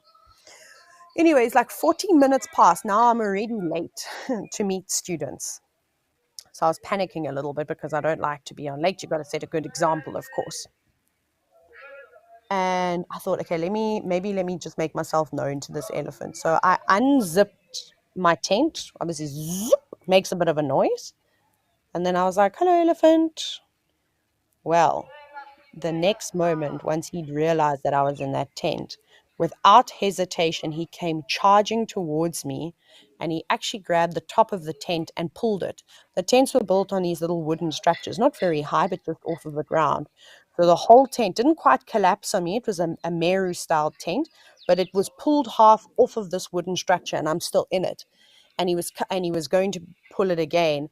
And I was, you can imagine, terrified. And the only thing that I could think of, because shouting at him was not working, I suspect he'd been shouted at a lot, I grabbed one of my books. And funny enough, the specific book was called Shaping Kruger, not a very big book. And I half stepped out of the tent and I flung it towards him, and it hit him on his head.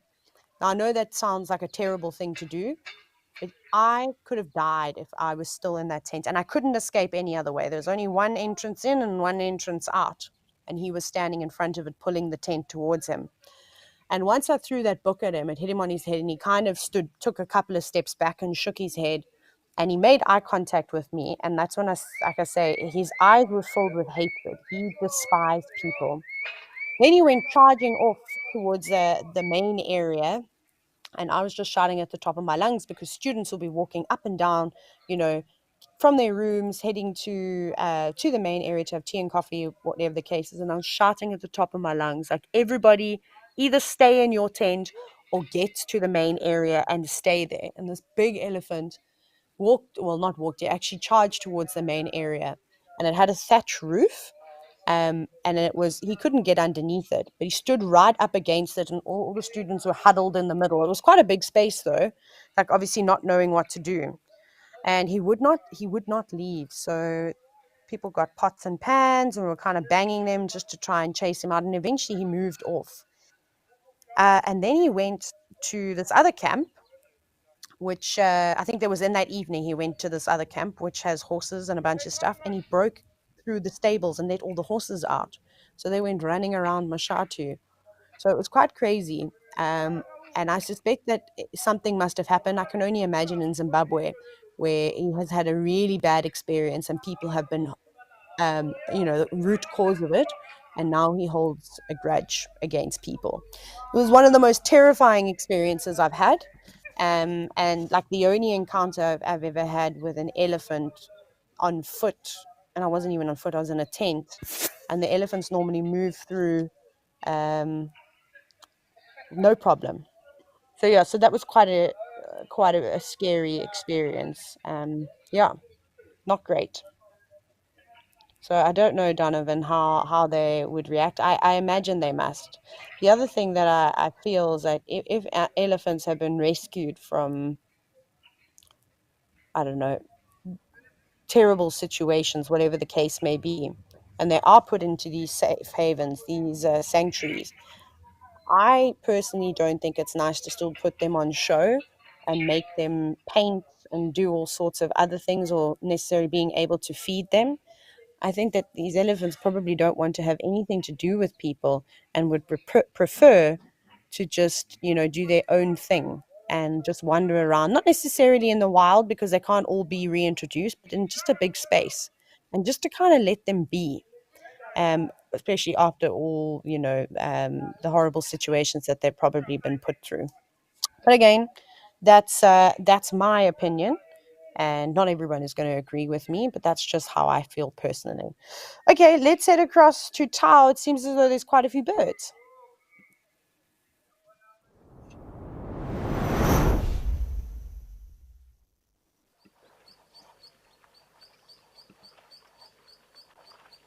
Hello, heron. Hello, whistling ducks. These are the same three birds that we were watching earlier. It seems like that heron.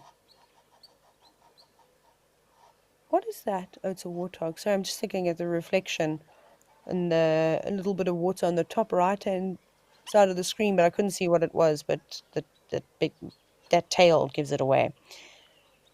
So I'm sure the heron is going to be looking for something else to eat. I don't know how much a heron can feed on in one day.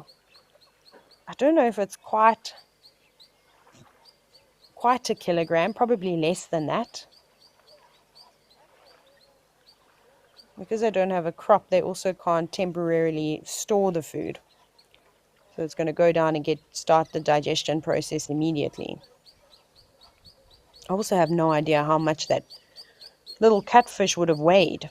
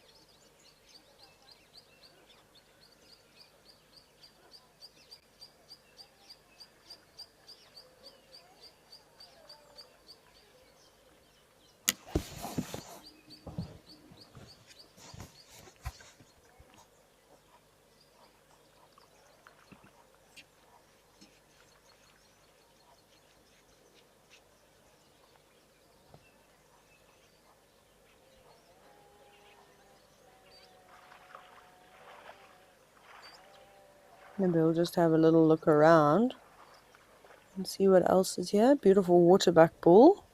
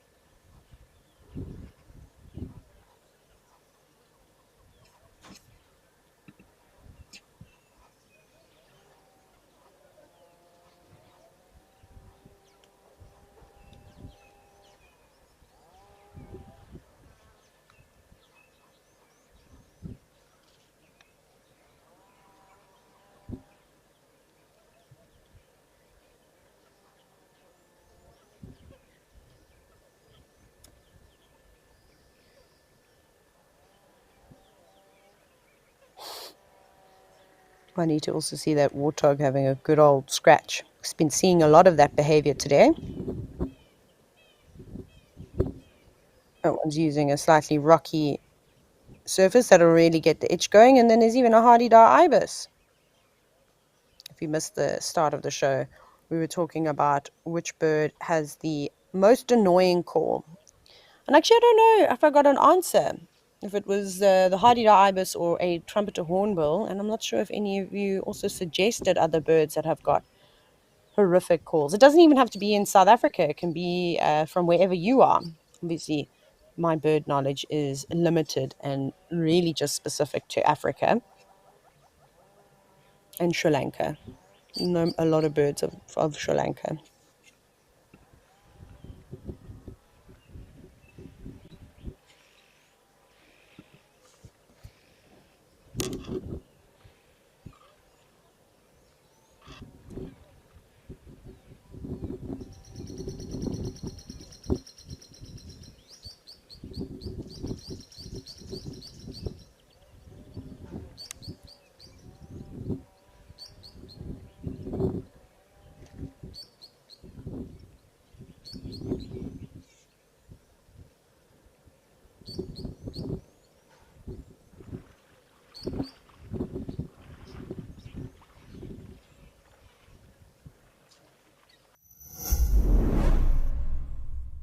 On Woodbury Lodge's episode of Destination Safari.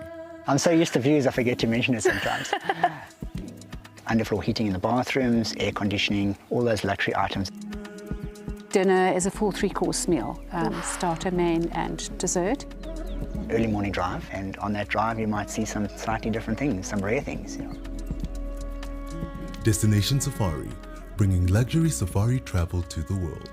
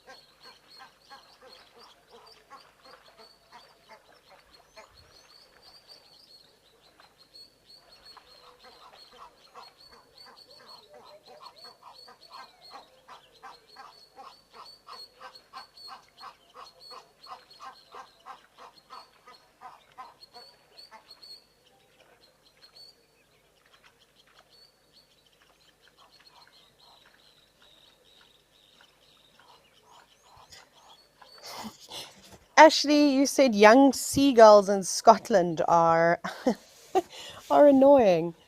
I can see why. Do they also mob you and try and steal things? Because I've seen some very funny videos of gulls swooping down and stealing food right out of people's hands.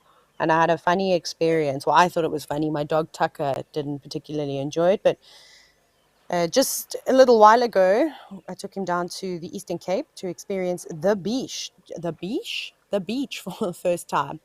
And on the first day, he was swimming around, having the best time of his life, and two gulls flew over the top of him and were not impressed. And they swooped down and bopped him on the head, which he was quite confused by. And I didn't get that part of the video, but I did get other parts where the gulls were like swooping down quite low. He obviously despises gulls now and wants to chase them, and he's really good at not chasing any kind of animals. Obviously, because I live in the bush and I definitely don't want him to do that. Sunshine, you've said for you it's the Egyptian geese. I can totally understand that. Gosh, they are so vocal. They obviously are incredibly territorial, and they're just taking over South Africa. It's actually a problem. If you ever go to a golf course, goodness, or any kind of water source, you'll see all of the Egyptian geese around there. So I can hear that. Trying to think what else. Herons don't have the most appealing call either, but then you very rarely hear them.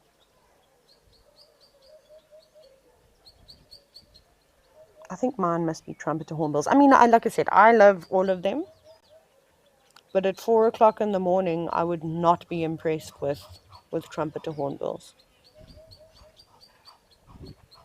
I feel like the sound of a hardy dog, I'm able to drown out.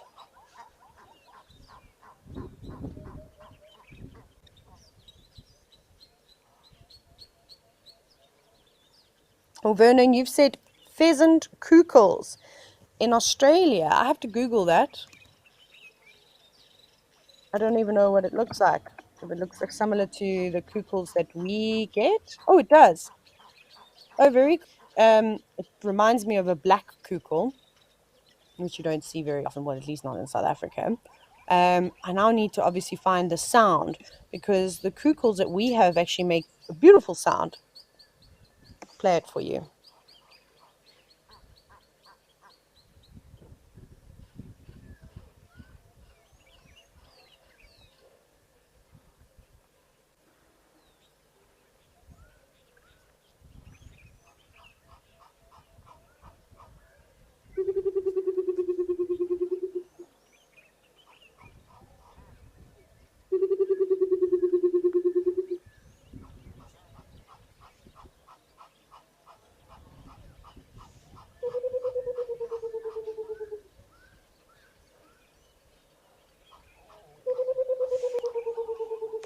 I think it's quite nice. Normally associated with the rain. Wildebeest. I know a lot of people that don't like the sound of wildebeest. Obviously, here in South Africa, they're not as vocal all the time. You just every now and then hear a bull vocalizing. When you're up in Kenya or Tanzania and you're experiencing the Great Migration, the constant chorus of the I think can drive some people insane. I don't mind it. I really, really love it because, having hundreds of thousands of animals together and all, singing a chorus, if you will, is quite spectacular. And then normally the sight that goes with it.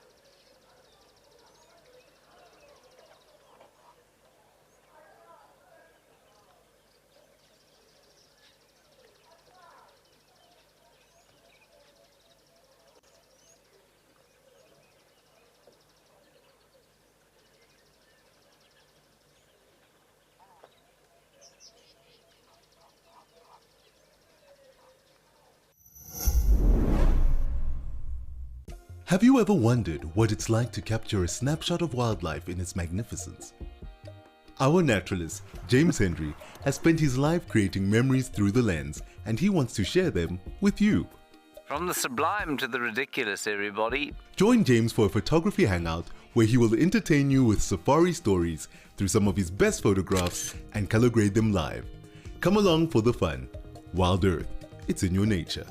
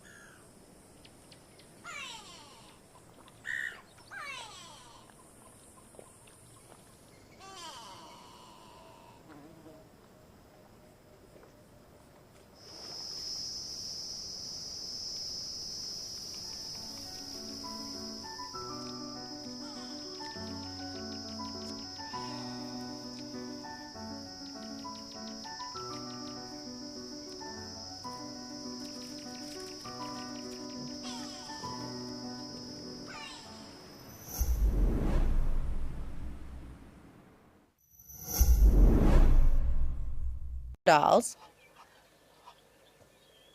but the wildebeest seem to be quite blasé. That's about entering the water. I know it's not particularly deep there, but we know that crocs can hide in very shallow water.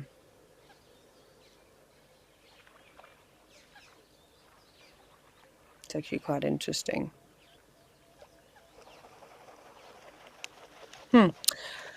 Okay. We'll see what happens with the wildebeest, but let's pop over to Coral. There's lots of action happening there.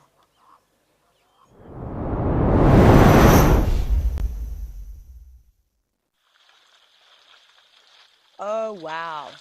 Look at all these elephants. Oh, and you can hear the sound so nicely.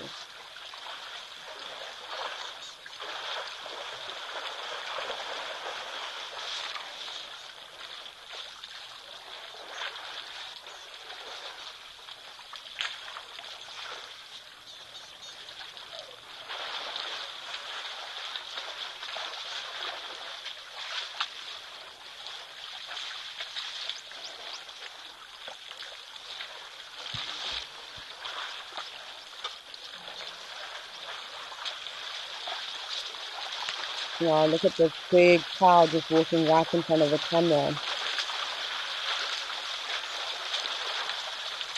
Looks like a couple of them are secreting from their temporal glands. This could be an indication of stress. Perhaps they've encountered an unfriendly animal, maybe a predator of some kind, or even a big bull harassing the herd. But also it can show excitement. But at this time of the year, with there being not much vegetation around, we typically see elephants secreting quite a bit. Again, that's just stress. There's just not much food around. And the lodge that you can see in the background is in coral. I love this big open area. Great for cheetah.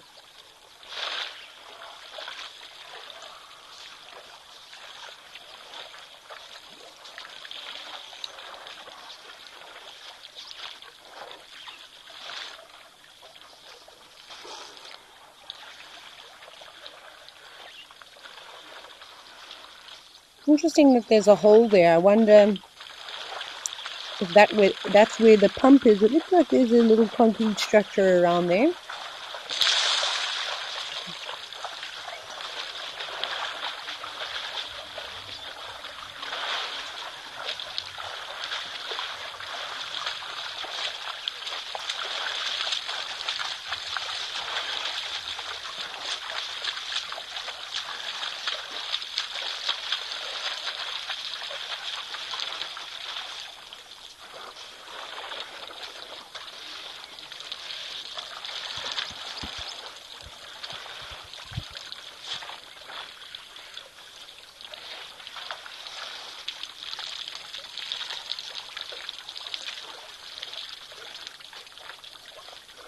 The big herds of buffalo and other grazers have definitely been here and cropped these grasses nice and short. There's some greenery though, just on the right hand side of the screen, obviously around the water's edge. That makes sense, but a little bit further back, I don't know if there's been a little downpour that's occurred. I haven't been into the Sabi Sands for a little while now, but I will be back soon. Is it next week? I have to check my calendar. Yeah, I think I'm back next week, Saturday. Whoop, whoop. Hope to have lots of action.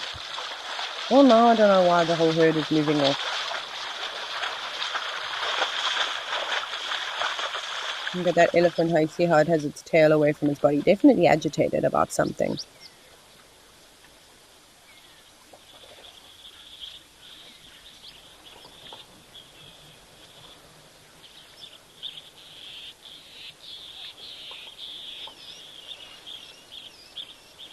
No, it didn't even make a sound that we could hear. Oof, you see that again, that cow just chasing off that individual on the left. I can't see if it's I think it's a young bull.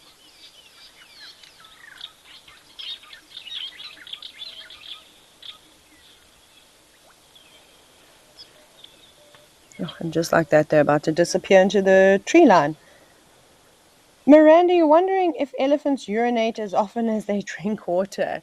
That's a good question. I've not noticed that before. I think it just really depends on how much water they are actually consuming and how hot it is, because as you know, that could definitely have some kind of an effect on it.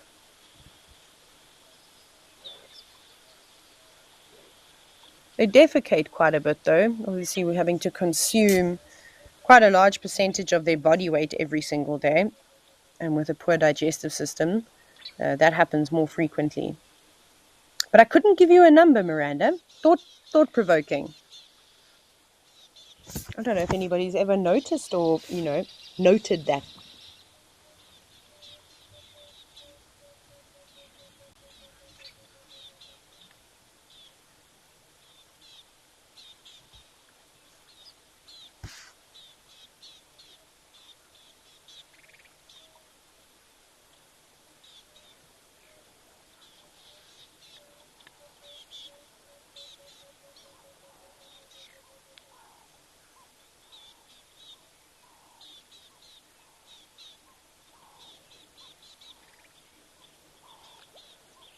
Bye, elephants.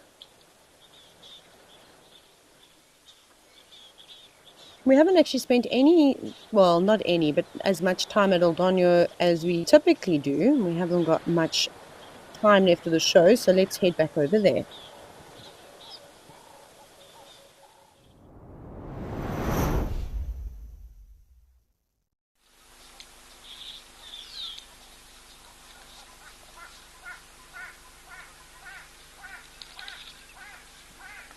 Now, also the first oryx of the day.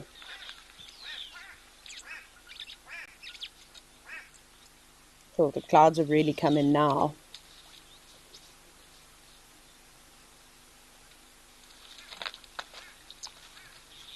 I love it when giraffes flip their heads up so quickly and all the oxpeckers go flying.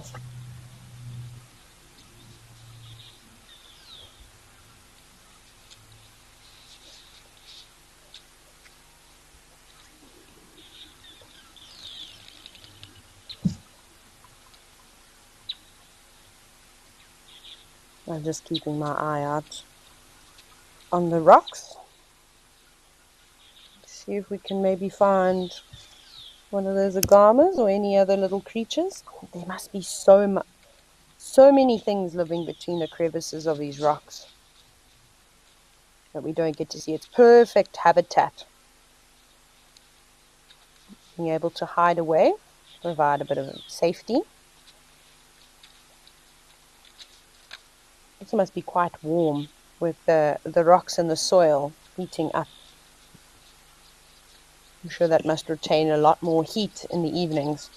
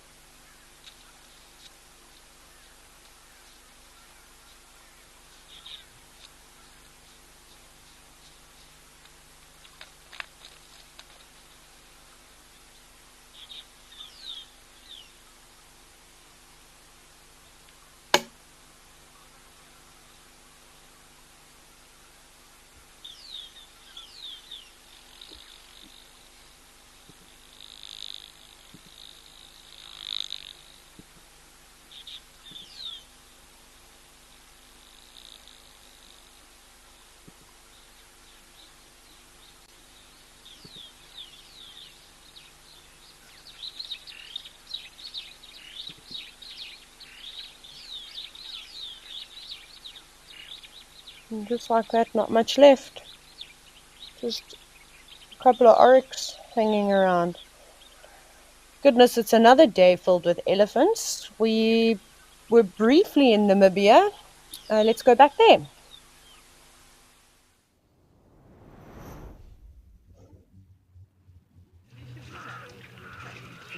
Oh, a breeding herd. We've just really been seeing a lot of bulls passing through. Nice to see a family group. Also the blacksmith lapwings, of course. Probably unhappy with the elephants.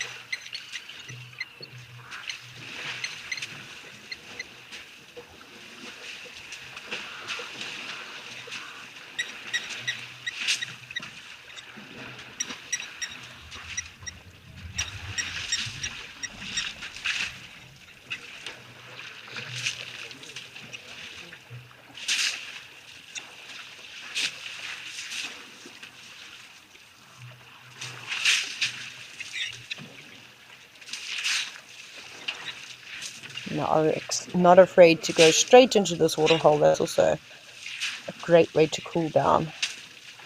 If you can submerge your body in water and not have to fear potential crocodiles, why wouldn't you? Did anyone else have an irrational fear when they were younger of the creepy crawly in a swimming pool? I don't know what it is called all over the world, but I'm sure you get what I'm talking about. I was terrified, especially at night time when swimming. Didn't like to go into the corner where the creepy crawly was. I have no idea why. But please tell me I'm not the only one.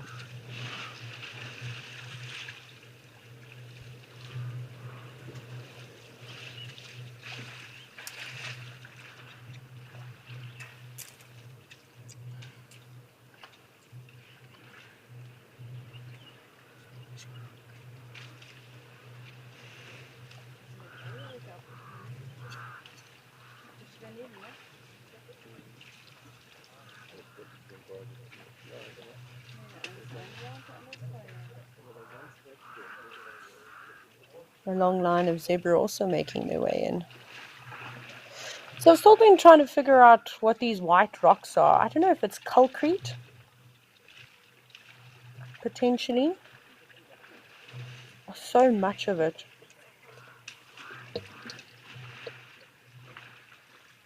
Look at that little elephant just having the best time.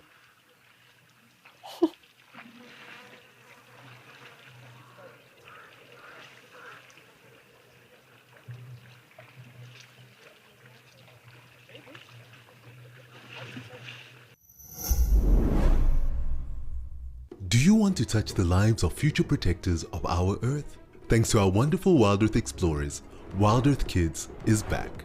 Sign your class up for WildEarth schools and enjoy a special virtual field trip to Africa with interactive learning tailored for kids. Very warm welcome to the kids from WildEarth Primary School. We'll be dedicating the first hour of Sunset Safaris every Wednesday to our planet's future defenders. WildEarth, it's in your nature.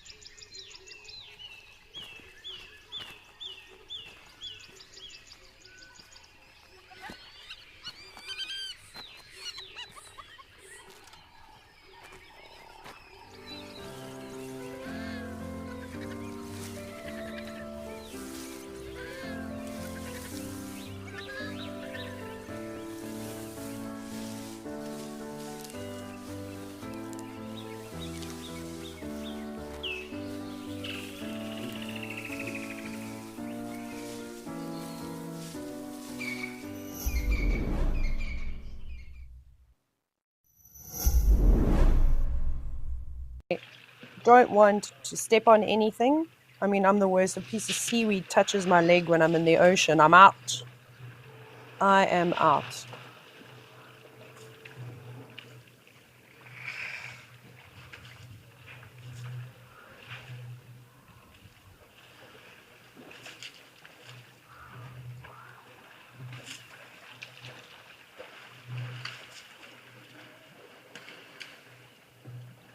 Come on, Zebra, it's your turn to go in now.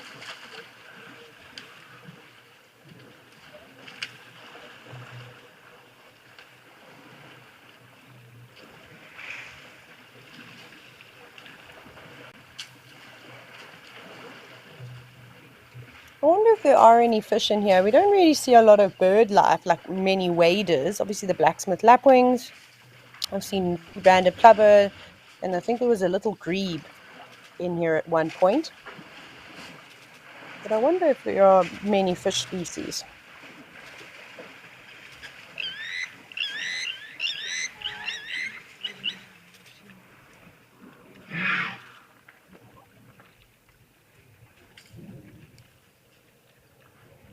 What are those birds on the right?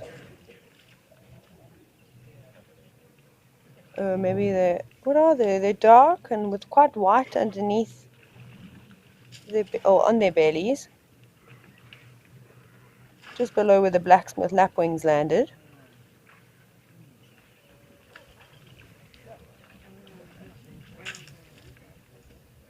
Are you maybe a teal of some kind? You a knob-billed duck? I have no idea.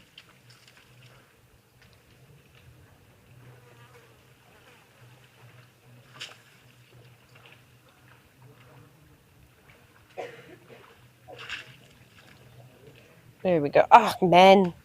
It's the Egyptian geese. How devastating. No, I'm just joking. I mean, they're fine. But I was hoping it was going to be a different type of bird. Oh, it looks so different from so far away. maybe with a reflection of the water.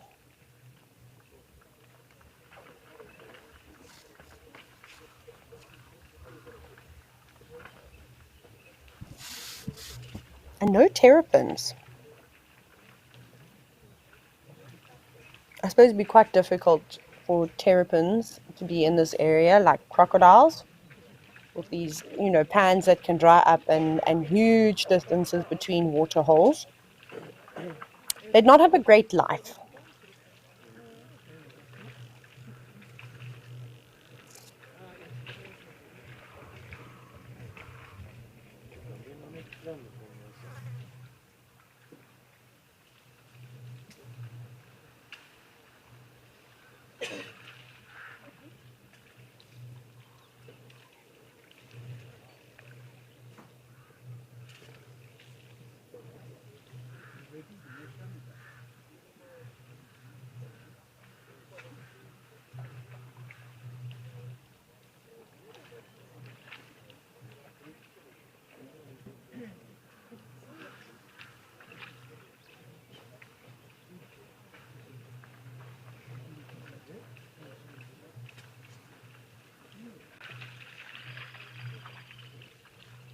You were too slow, man. They're leaving.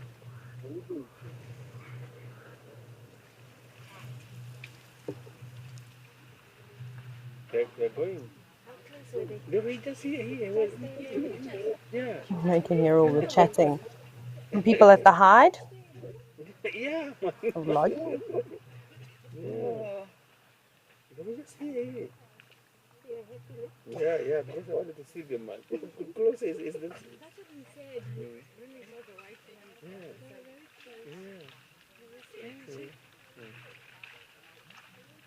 Exactly.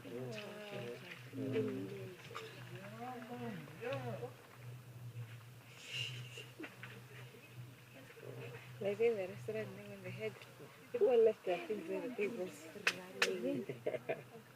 Yeah, we talked to the elephant now. I think so. When they come, it's 12.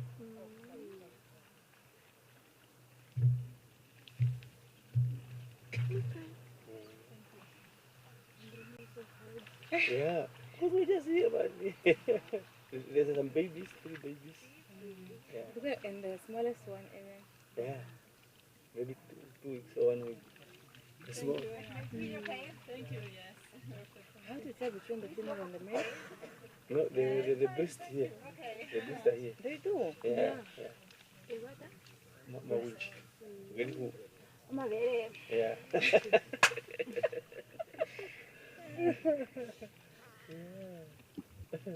Go here. Just here. Yeah. One was deep in the water there. It's how excited everyone was. Yeah. Maybe Komatanga will also come. Yeah. Oh, they normally come in 12. Always 12 they should be. Oh. I think what we should do now, nice watching the springbuck and zebra all come down to drink. But I would definitely like to end this afternoon watching elephants. Let's go back to Madikwe.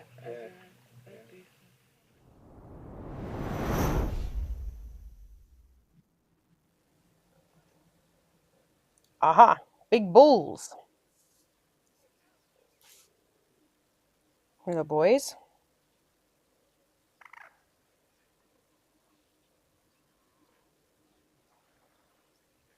You can see how much mud they have caked on their bodies from yesterday.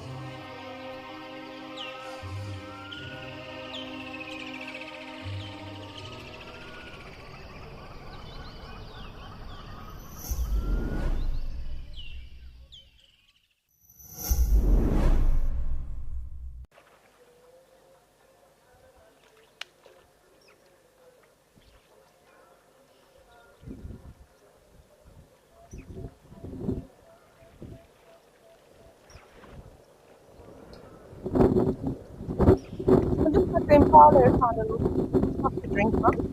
I'd probably do the same thing rather than going to the main part of this water hole. It's just too risky with the crocodiles.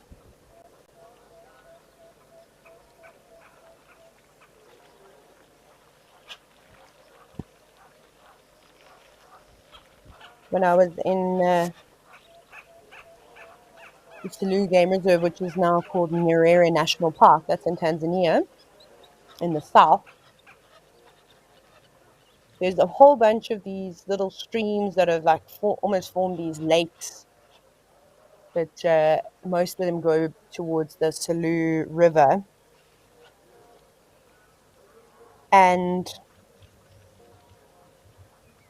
it was just crazy to see how the animals will cross these little streams and then, move on to some of the islands and kind of feed, but then they have to cross back again.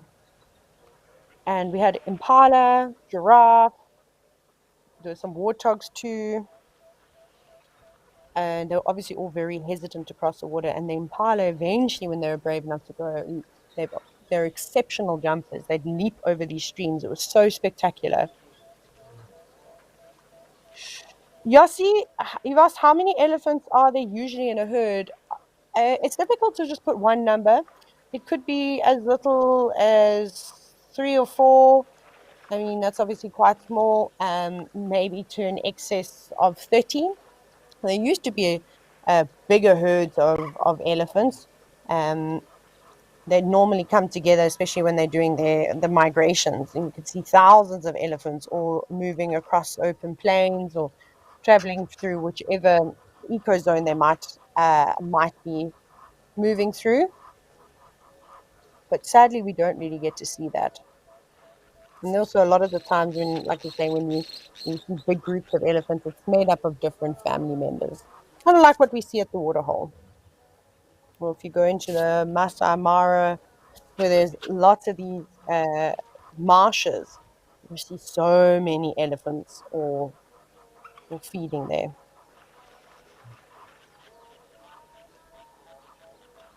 Also, I'm really envious of the dogs. I can hear my dog Tucker. He's snoring.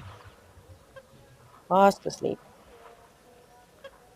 Who gets to nap on a Thursday? Isn't that unfair? I'm pretty sure we've seen this elephant bull on the left a number of times, just that big tear in his ears. Quite easy to identify him.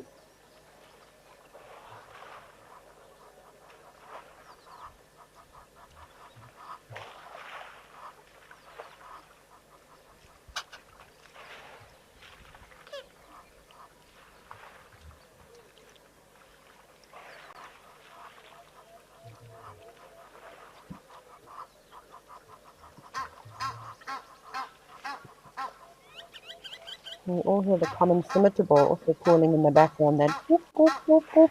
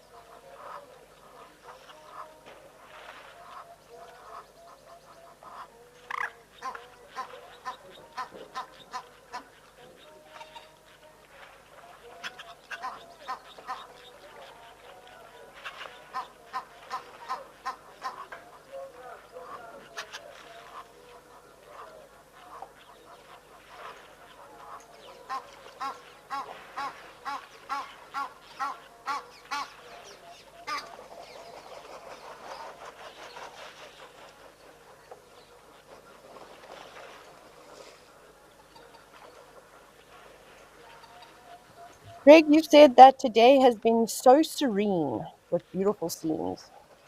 Absolutely. It's nice just to sit and watch in silence as well. I keep staring into the murky waters, hoping I'm going to see a crocodile.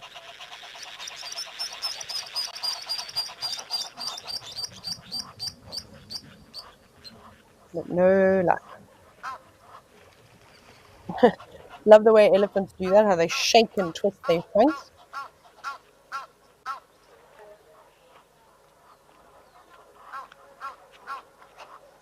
Here comes a charging young wildebeest to put a spring in its step. Just went for a quick run around.